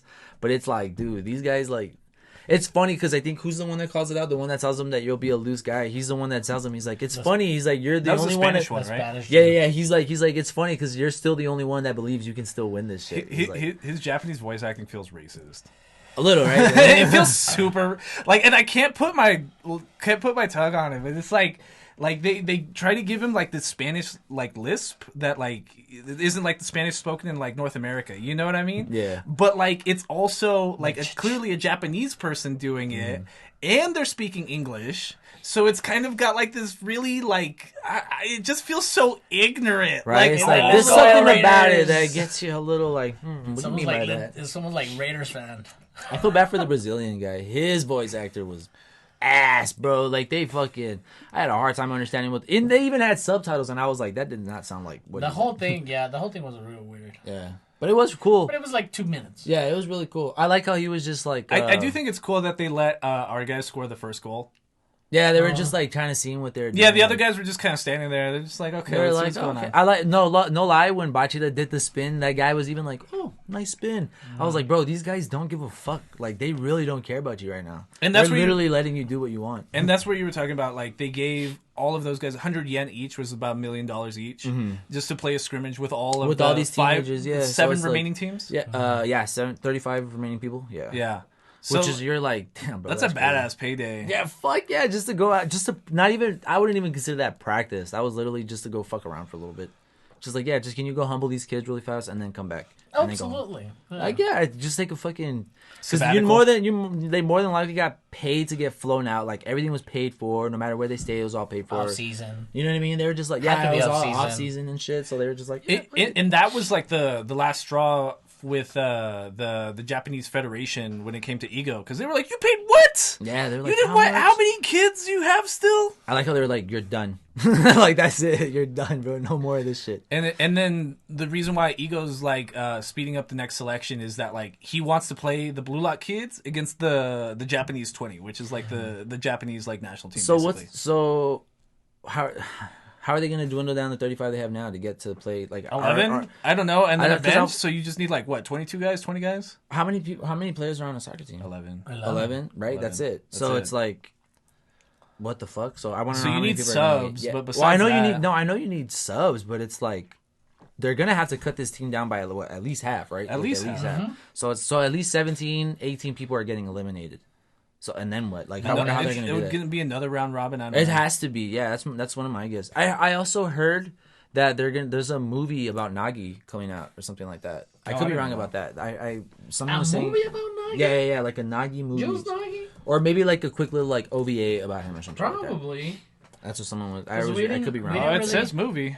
Oh shit! Really? Blue Lock season 2 and movie. And I mouse. heard this season 2 would have been a movie because it's gonna be just a game. I think that's what someone said, or some shit. I don't know. I could be making shit up, pulling it out of my ass. But I remember seeing that a movie about Nagi somewhere on Twitter.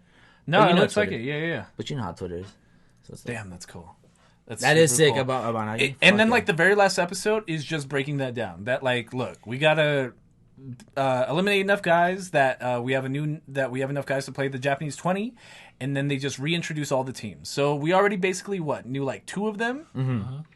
But then we see like Rio's new team and that he lost again, and Yeah. he's just on like a new random team and he got picked up. and then we saw lose Kunigami. Fuck us. Yeah, so Kunigami is like the main one that gets like eliminated, and they couldn't believe it at the time. I couldn't believe it at the time, bro. What's his, I literally the shouted loser, no. The loser with the buzz cut, Igarashi. Yeah, bro. He made it, and he's all beat up. He's got all these bandages on I him. don't know how the. I don't know. I'm telling you, his level up is that he's gonna be just a bruiser now. Like he's just out here A fucking tank. bullying. Yeah, he's just out here. In my honest opinion, I feel like he just happened to luck out and be on 2 good players' team, and then I feel like everybody else got picked Even up. Raichi made it. A lot of the guys from our original Gagamaru also made it. Gagamaru made it. Raichi made it. I want to know who the guys they're playing with, because you know how they're all fighting to see, because they got paired up with one of the twins. Yeah. And he started talking randomly, which is pretty cool, but he's talking in like third person for some reason. But I want to see the guy with the like afro that was next to him, and then the other guy. Those 2 guys look kind of cool. Oh, and Nico from Round 1 made it. Oh yeah, Mob Psycho. Yeah, he made that shit. That's right.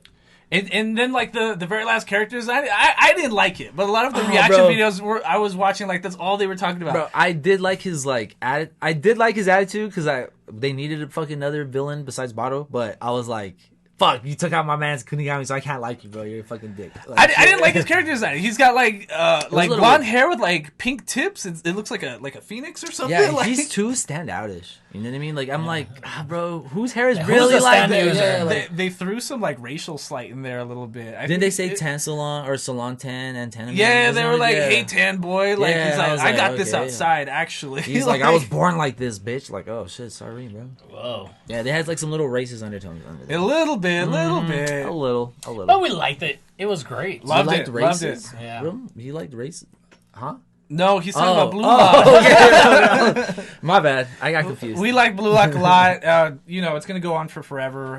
I don't even know how many chapters of the manga there are. Honestly, neither do I.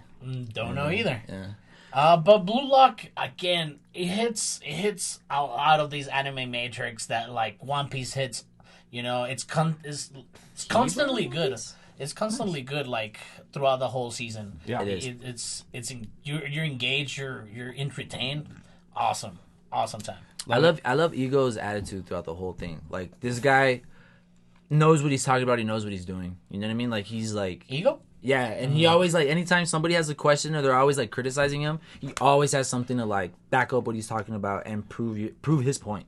I'm like, dude, this guy that's a good owner or whatever. I don't know what, like, his Dungeon Master. Yeah, like Dungeon Master. Yeah, like, he's a really good Grandmaster. Yeah, bro, that guy's sick. Wow. Nah, but this show was really dope. I'm glad you guys liked it. I knew you guys would. I knew you guys. Amazing. We'll have you back for the movie, obviously. Which, like, I'm reading it right now. I think you're right. It is about Nagi because there's like a 2-volume side manga written by a different mangaka. Oh shit. That is just about Nagi, episode Nagi. Oh wow. So pretty cool. And the manga does have 23 volumes, so that's a lot of material. Oh shit. to go Yeah. off So of. there's probably a lot enough more for like to go. 3-4 more seasons. This feels something like that. I feel like we're gonna make it all the way to like national or like the national team. I Yeah. feel like we're gonna get to that point because you know how like Well, I don't want to. Never mind. I'm not gonna say anything about Haikyuu. And we'll watch Haikyuu too. Well, it's because unfortunately, I got spoiled a little bit about Haikyuu, like what happens like way later on down the road, and I was like, fuck. It's nothing too big, but I was like, damn, that would have been something cool to like read or like watch like later on. I was like, fuck. But anyways, don't tell me. Anyways, cool. Everyone should watch it and be an egoist and evolve. 10 out of 10. Be self-centered. Remember, be self-centered. You might think you're special, but over here, you're 1 out of 11. Nerd down? Nerd down. Nerd down. Nerd down. Welcome, Nerd Downs, where nerds get down. CJ, Christopher. What up? James. Yes.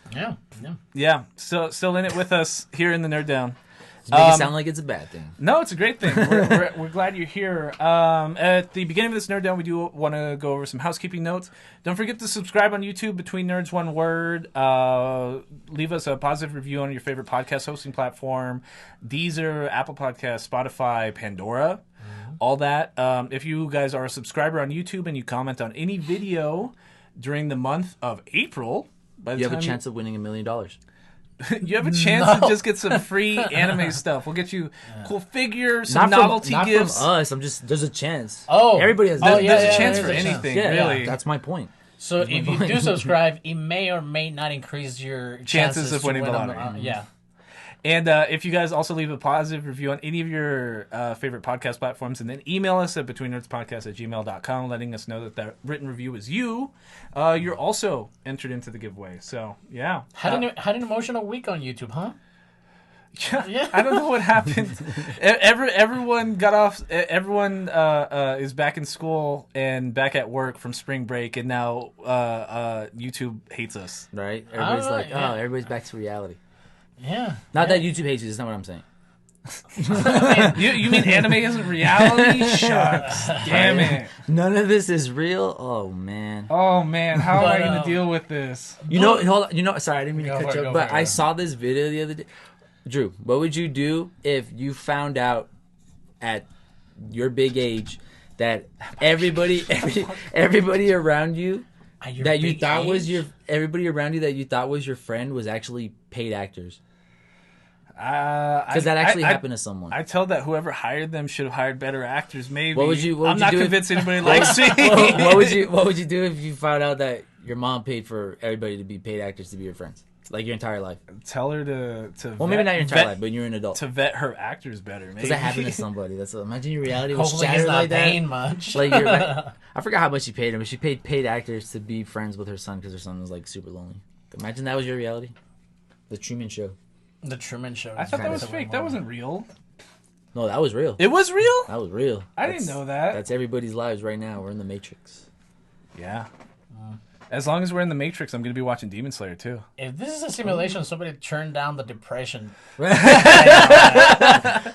need the good vibes, please. Please, I need more. What is it? Serotonin? Please. Please. Part of what we want to talk about in this Nerd Down is we're getting a lot of the announcements for the Spring 23 and Summer 2023 seasons. Since the Winter 2023 season was kind of weird because a lot of studios closed down for 4 or 5 weeks because of COVID. So Trigun's coming out, still coming out with episodes because it was hella delayed because of COVID. Same thing with Nier Automata. But it seems like we're all ready for Spring 2023, and it's going to be nothing but hitters. Really. There's 5-6 shows I want to watch, and we're probably not going to have time for that.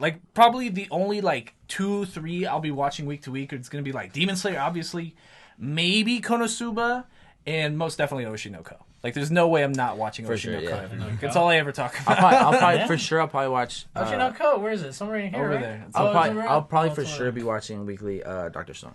Dr. Stone? I really want to watch. And honestly, me and Aldo talk about it all the time. We need to find time for season 2 of Dr. Stone on this podcast because did you record season 1 with us? Yeah. No, didn't we do Dr. Stone season 2 already? We did 1. No way. We only did 1 because season 2 is when they get back his friends. Right. Yes. And we never watched that. It's season 2 is basically gathering the team. Yeah. Okay. And then we recruit. I don't know. That's for another episode. That's for another episode. Yeah, you guys thought you were slick, huh? You guys got you were getting another episode. A lot of cool things. Yeah, the Demon Slayer, Dr. Stone. I had mentioned to you right before we started the Nerd Down. Mashal. I'm sorry? Mashal, the one Magic and Muscles. The buff-ass Harry Potter. Yeah, the guy with no magic. That looks interesting, too. Ranking of Kings. Oh, that's going to be good. That's going to be good.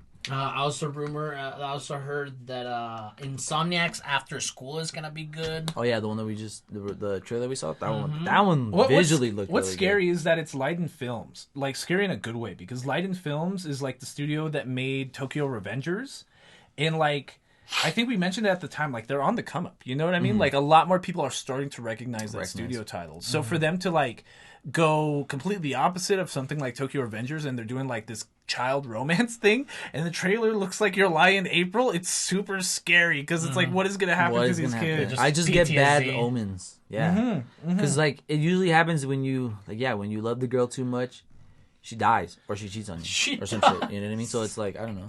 I think she's gonna die. I think just looking at the trailer, I think she's gonna die. There's a lot of animations of her like in heavenly panoramas. Yeah, like you know what made me give bad omens is that they kept looking like the sky was behind her too much, and I'm like, oh, yep, she belongs to the heavens.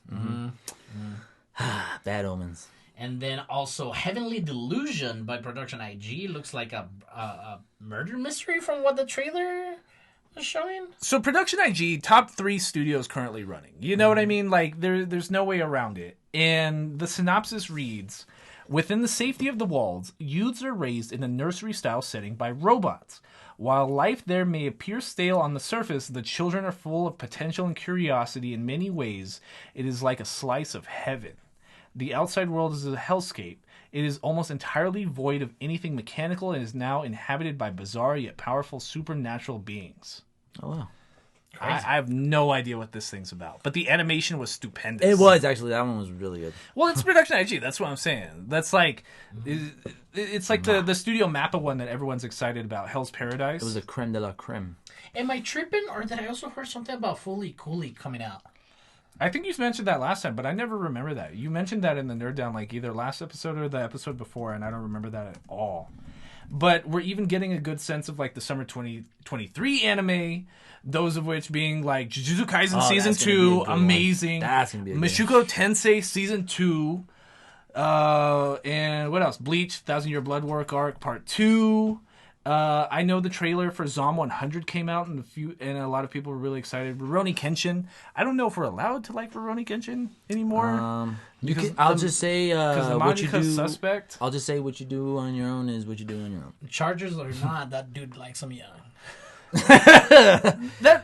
It's like a weird like ethics question. It's like, can you separate the art from the artist at this point? Which is also Leiden Films. Leiden Films is also doing the Rurouni Kenshin anime in 2023. Ooh. Damn. Yeah. Can't solve it, brother. Anyways. Well, what? That's like saying, would you support somebody if they sang an R. Kelly song? No. Would you still support them? Oh, yeah. Yeah. Well, I'm not sure that matters. I don't know. I don't know either. But, like, am I going to hang out with somebody that's like, oh, well, we don't know the full story about Andrew Tate. I'm like, yeah. Or the kind of person that would be like, they dropped the charges against Justin Roiland. Oh, okay, yeah. Like, I was going to bring that too. Well, like, we saw the DMs, though. Yeah. It's like, in my head, I would have been like, well, he was still kind of accused. There was voice recordings. Video recordings. Yeah, the text messages were terrible. Yeah. So AnimeNewsNetwork.com reports that Adult Swim to produce 2 new seasons of FLCL. Fully cool. That's what it was. Okay. Oh. So you were right. I don't know about Adult Swim, though. Are they going to use the same Man, I fuck with Adult Swim so much. production?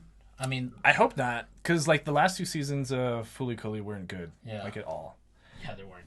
Oshi no Ko, though, is my anime list top-ranked, most anticipated reincarnation anime. Yours?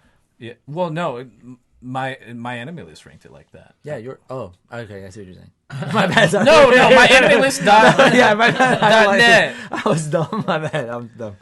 Drew's anime list. Yeah, my personal anime list. So I was like, yours.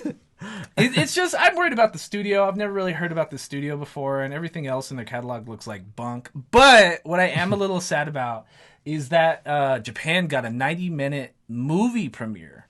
And the official Oshinoko like English Twitter account was saying that they're trying to get in theaters in the States, but like this thing's supposed to premiere in like a couple weeks anyway, so it might be too late already at that point. If you go watch it and it's here, what's your theater looking like? The people in there, nerds. What do you mean? It's probably empty too. Like I doubt it's gonna be like. I think it's really good. It's about the entertainment industry. It's like it's an anime. It's a manga deconstruction of the anime industry about actors and pop idols, but it also has this like murder mystery, like revenge plot about it because it's literally about somebody being reincarnated. So like, but it also does the anime thing where it over explains like the technical aspects of acting, the technical aspects of being a pop idol, but then there's still this overarching plot of like who's the murderer. Okay. Oh, that's actually pretty cool. So yeah, and that's why I'm excited about it. I've read up to chapter 67, I think, and there's only about like 100 or so chapters. So like I'm almost completely caught up. I'm on arc 6, and they have numbered arcs. So it's still ongoing. The manga, yeah. Oh, okay. Yeah. I think it's super interesting, super cool. Also, some crazy titles, some ridiculous things like Reborn as a vending machine. Honestly, that one's supposed to be pretty good. Really? Honestly, the light novels for Reincarnated as a Vending Machine are supposed to be pretty good. That's crazy. So, like, this guy is like a delivery man, and he's like traveling on like a mountain, and a truck or something like a vending machine falls off it, and like it crushes him, and that's how he dies. And so then he's reincarnated in a fantasy world as a vending machine. What the? And it's supposed to be kind of lit, though. It's supposed to be kind of good. So whatever kills you, that's what you come back as? In this world, and like Mashuko Tensei is also a reincarnation story. You've seen Everything Everywhere All at Once, right? Absolutely. You remember how that guy dies by a dildo? Yeah. Bro, what the? That would suck if that was you. Oh, nah, bro. Hell no. I better get killed by a gun. I better come back as a gun or something. Or get killed by another person and come back as that person. I don't know. I'm also interested about this one for summer. The Gene of AI. Oh, that looks dope. AI no Aidishi by Madhouse. So hopefully that's pretty good. The wallpaper looks, or whatever it's called, looks dope as hell. This science fiction omnibus depicting a doctor who treats, air quotes treats, robot and humanoid problems takes place in the near future, when humanoids with artificial intelligence account for 10% of the population. The main character... Oh, I just lost my spot. The main character, Dr. Sudo Hikaru, also has an undercover name, Magadit, under which he secretly takes an illegal medical procedure. For example, a man... Oh, okay, whatever. Sounds good! Sounds good! No, and like... Is this Madhouse? This one's Madhouse? That's Madhouse. Yeah. That's crazy, because I think Madhouse hasn't had a real good hit in a while. Like, what was the last really good Madhouse anime? I can't even remember off the top of my head. I feel like normally when I think of Madhouse, I think of Redline, like, all the time. Redline's cool. Because, okay, so look, they've got... Well, they had first season of One Punch Man, Death Note, Hunter x Hunter, but none of these are recent. Yeah, none of these are, like, recent. hella recent. Overlord 3?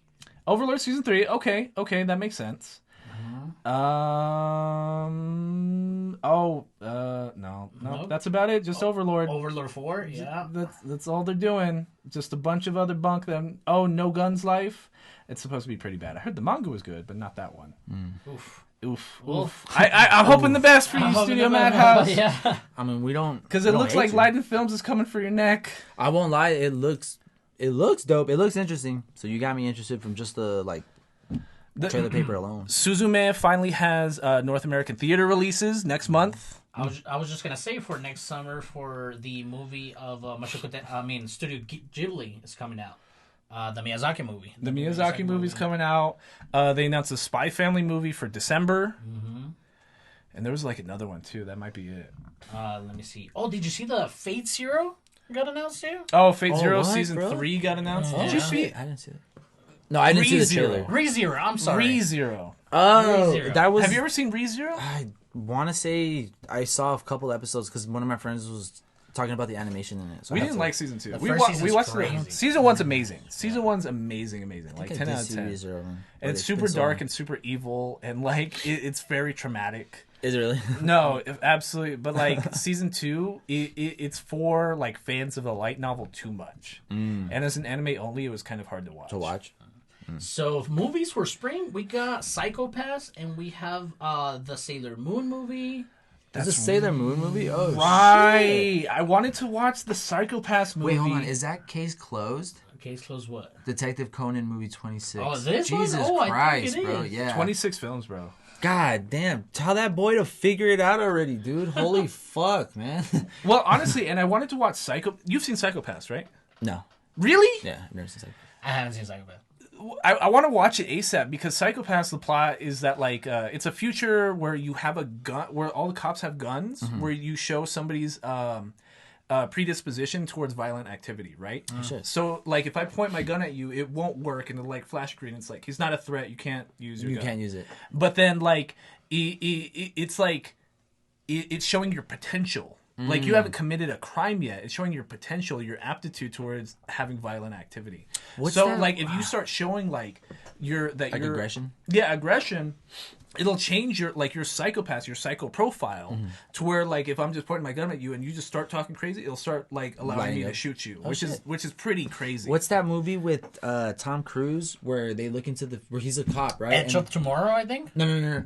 That one's this one. I think, dude, this had to have been maybe the early 2000s, maybe in the 90s. I don't really know. Yeah, the one that he dies, right? No. He's a cop, and he they have this like artificial intelligence like program where they're able to like they can basically see like I use Drew as an example, and I can see that Drew sometime in the future is gonna do a horrible crime, like he's gonna rob a bank. So I'm gonna arrest him now because I already know he's gonna do it in the future. I can't remember the name of that movie. Time Cop. But I know what you're talking about. You know what I'm talking about? Yeah. I can't remember. It's not Minority Report, is it? It might be that. I can't remember the name of the movie because that's the only thing I can think of. It's that exact same plot. Yeah, it's that exact like same that. plot. But Yeah. like it's super like dark, like evil animation style. So like it's, because you can't like necessarily for sure know he's gonna do that, even though you saw the future. Because shit can change. You never know. Right. So like you'll even see like at least in the main show, like somebody will go crazy, their psychopaths will turn red, and it'll be like no, it was just a one-off thing. Like I promise, like I can go back. But like like it's robbing you of like your free will, kind of. Mm-hmm. When you really think about it, do we really have free will? That's a topic for another day. And next couple weeks for us, I think we were mentioning earlier that we will be watching Studio Mappa's In This Corner of the World. Came out in 2015. The week after that, we're probably going to be watching Trigun Stampede with Roby Quintela. And What then, up, Roby? And then you guys can email us or hit us up on social media at Between Nerds if you have any other recommendations. We got a few like a month ago that we can get back on. What were they? It was a while ago. It was oh god, I can't even remember. For sure Overlord was one of them. Overlord is dope. Overlord is dope, I agree. And I can't even remember. Like a lot of like early 2000s emo girl anime. All came from the same person. Hey, but at least you know they're watching. We appreciate your support. It's because like I like how we treat like the social media and stuff like that because people get excited to be like noticed and seen. You know what I mean? Like it's hard for like you amongst this group. Like obviously you can come with us and be like, oh, I was watching this basketball anime, and we'll listen to you. We'll hear you out. How are you gonna go at like work and talk to your coworkers about like, oh guys, I just watched Blue Lock. It's this crazy soccer anime. Get out. Yeah. Like I'm not trying to hear this right now. What are you talking Most about? of the people I work with are like all older. Well, the only thing I can talk, they do watch like The Last of Us and shit like that, which is pretty dope. But anime wise, you guys are the only nerds that I talked about that shit. Did you like The Last of Us? I did. It was really dope. You finished it? I need like maybe like 30 minutes of the last episode left, and then I'll finish it. But yeah, so I'm literally almost there. But damn. Yeah, but no, from what I've seen so far, it was really dope. It's really fucking good. But this is like after episode 9, that's the entirety of the game 1, right? That's all the game 1. Okay, Yeah. That's what my.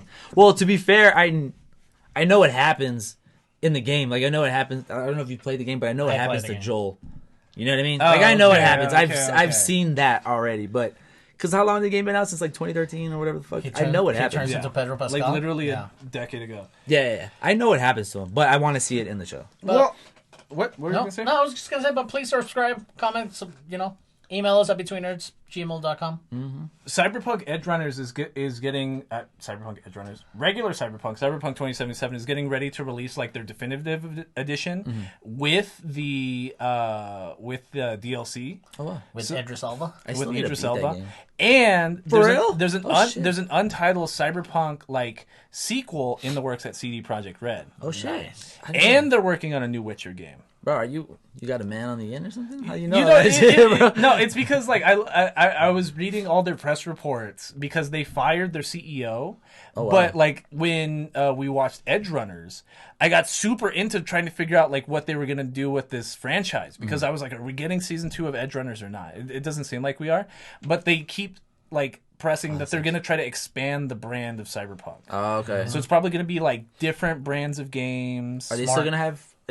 Are they still gonna have Keanu in it in the games? Like, are they still gonna have him in it? Because he's like kind of important. Well, if V's dead, probably not. Which like it depends if it's a direct sequel or a prequel or not. Damn. Speaking of Keanu, John Wick. I haven't seen it. You saw it already? I'm gonna go see. I just want to bring it. Going on rub it in. Tuesday. Yeah, I'm gonna rub it in. Honestly, I've been spending too much time at the movies I might lately. go see it. Good. You have to. Bro, I saw Cocaine Bear, Scream 6. How was Cocaine Bear? Was it pretty dope? Wait for it to be on like streaming. I'd say, to be honest, like it's like you a know what it is. stay-at-home You know exactly. movie. What You know it is. You know what exactly you're what it is. Yeah. But like, is it worth like going to the theater? Going to the theater? $50. Yeah, probably not. What made it worse probably was like the price of all the popcorn and snacks and all that shit. That's what kills. Oh no, movies. For real. And then like Scream 6, kind of the same thing because it's Scream. You know what it's gonna. You know be. what you're getting into, yeah. But like seeing Creed in theaters, I want to see that one. Was worth it. I'd say. I think it was really worth it. Karen was like enamored with it. Yeah. She was like super taken aback. Our boy Jonathan Majors got cut up on some allegations. He beat up a 30-year-old woman yesterday. Domestic violence allegations. Allegations. He denies it. He denies it. Right now, these are just allegations. Just Kevin Feige being like, we're not trying to get fucking lawsuits over here. These are just allegations. Hey, they're still releasing an Ezra Miller film. I'm not sure Disney cares that much either. To be honest, bro, yeah, they really don't give a shit. Like, they're just like, bro. Have you ever seen Jonathan Majors' like speaking voice in like interviews? He's a crazy actor because like it feels like he doesn't even speak like a person. He's like a robot. Like you know what I mean? Like he's such like a character actor. Oh, okay, I get you. It's hard for him to be himself. You always feel like he's performing? Yeah. So watching him just like in himself talk about like, Mike and me, he made me watch some anime, some Japanese cartoon about two boys fighting and learning that it was about the power of friendship. And he said we had to incorporate that into our performance in Creed. I'm just like, you really took that seriously. Like what the? Bro, I don't even take it that seriously. Right? It's like I just watched a few episodes. Like, oh, okay, I get what you mean. Which is funny because it sounds like Michael B. Jordan either made him watch Naruto or Hunter x Hunter or something. Did you see that? I forgot who it was. That photographer had Jonathan Majors look like Doflamingo. Did you see it in that photo shoot? That was sick. In GQ. It was on the cover. Oh, it was it really? Oh shit, that's sick. I was like, yo, that's dope. One Piece is literally fucking everywhere now at this point. No, that's super cool because Jonathan Majors he's an anime character as far as I'm concerned. Dude, like that dude's fucking jacked. Crazy. He would be what, like 13 in anime world? Yeah. Looking like that. Yeah, he was like, oh yeah, that's my 13-year-old son. And that was my thought while watching Creed. Is that like no spoilers or anything, but he's obviously way bigger than Michael B. Jordan. Like even in the trailers, you can see that. Yeah. I'm concerned about like weight classes. Like I'm just like, why is he in there with him? He's maybe that's what Hajime Ippo is all about. Like he's not that big neither. Did you watch Creed 2? Yeah, I've seen the first two. Like when he fights Drago, like Drago's so much bigger than him. So much bigger than him. At least in Rocky, they kind of like looked alike. You know, like he had the same kind of body frame. Not when he fought Mr. T. Well, except Mr. T's fucking massive though. But I mean, like amongst everybody else, like when he fought Apollo Creed, they were kind of similar. You know, but when he fought Drago in Rocky 2, not at all. Well, because he was Russian, right? Yeah. Because bro, he's fucking Russian, dude. Of course not. But it's like everybody else, they were kind of similar in the body frame. But what, like, I guess to yours, his Majors was just massive. Oh no, yeah, it's all chest. Sounds familiar. I'm not. Hey yo. Hey, I'm not boxing that. Anyways, excited for In This Corner of the World. Do you have anything else, Mr. Alder or CJ? I don't. Thank you, nerds. Great anime, Blue Lock. If you made it this far, thank you very much, Blue Lock. It's great. 10 out of 10 for me. Yeah. Next, next episode, in this corner of the world. In this corner of the world, and that's it. You, TJ? I think the only thing I can think of is to use TikTok now because our government officials are morons. So yeah, use it now. I think I hate how bad we look, bro. Like, you know what? This is what I hate. Everyone is just memeing the shit out of this. You know, every country's just like, do you see how stupid Americans are? What I hate is that the world already thinks we're dumb, and at every possible chance we get, we validate that. Mm-hmm. You know what I mean? Like we always like, oh yeah, here, let us prove you right. Like, oh my god. Like if I go to Europe, I'm talking Spanish when I land. Yeah. Like I'm from Mexico. I'm trying to make it sound like I'm not American. Like the furthest thing away from it. I'm like, yeah, fuck that shit. I'll be like, me no. I don't want to get spat on by some French. Fuck that. Honestly, have you seen how bad Paris looks right now? Oh shit, yeah. Oh yeah. All for trying to raise the retirement age by 2 years. It was from 63 to 65, right? Yeah. And they have rioted. That place looks awful.